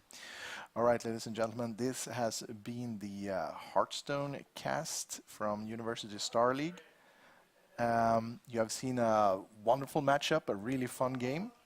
And we would like to thank once again our sponsors, which is Komplett, it is QPad, and it's HyperX. So we got them all covered there. And in 2 weeks' time, I think on Friday, you will have the live tournament of... no, wait, in 2 weeks. You will have the live tournament of Hearthstone. Hopefully, I will cast this. And it's going to be awesome because we get the players facing each other in a live environment, in a bar environment, so you can drink beer and cheer for them and scream if they do a misplay. So please check that out on the University Star League webpage or Facebook or here on YouTube or wherever you watch it. There's also going to be a lot of StarCraft on Saturday and Sunday, so check that out. It's going to be the more casual tournament and the professional tournament, which is going to be awesome. All right, do you have anything to add on that before we try to climb the ladder a bit more? Which rank are you now? I think I'm 8. I was 4 yesterday. Now I'm 6. Okay, so you're on your way down. I'm on my way down. I tried to play Priest. I was like, I can get Priest to work, and it didn't. So I'm back to the zoo now. Okay, yeah, I just started playing Priest. I was playing some aggressive decks earlier this week. Yeah. All right, ladies and gentlemen, if you have any good suggestion on decks to play or anything, just post your comment here or something about this production. We would love any feedback you want to. And thank you to all of the great tech guys and organization around University Star League. That's it for us. I'm Mikael MarvinMega Jansson and my colleague Albert Interwill Sävström. Yeah, check us out on Twitter or anywhere. Bye-bye. Thanks.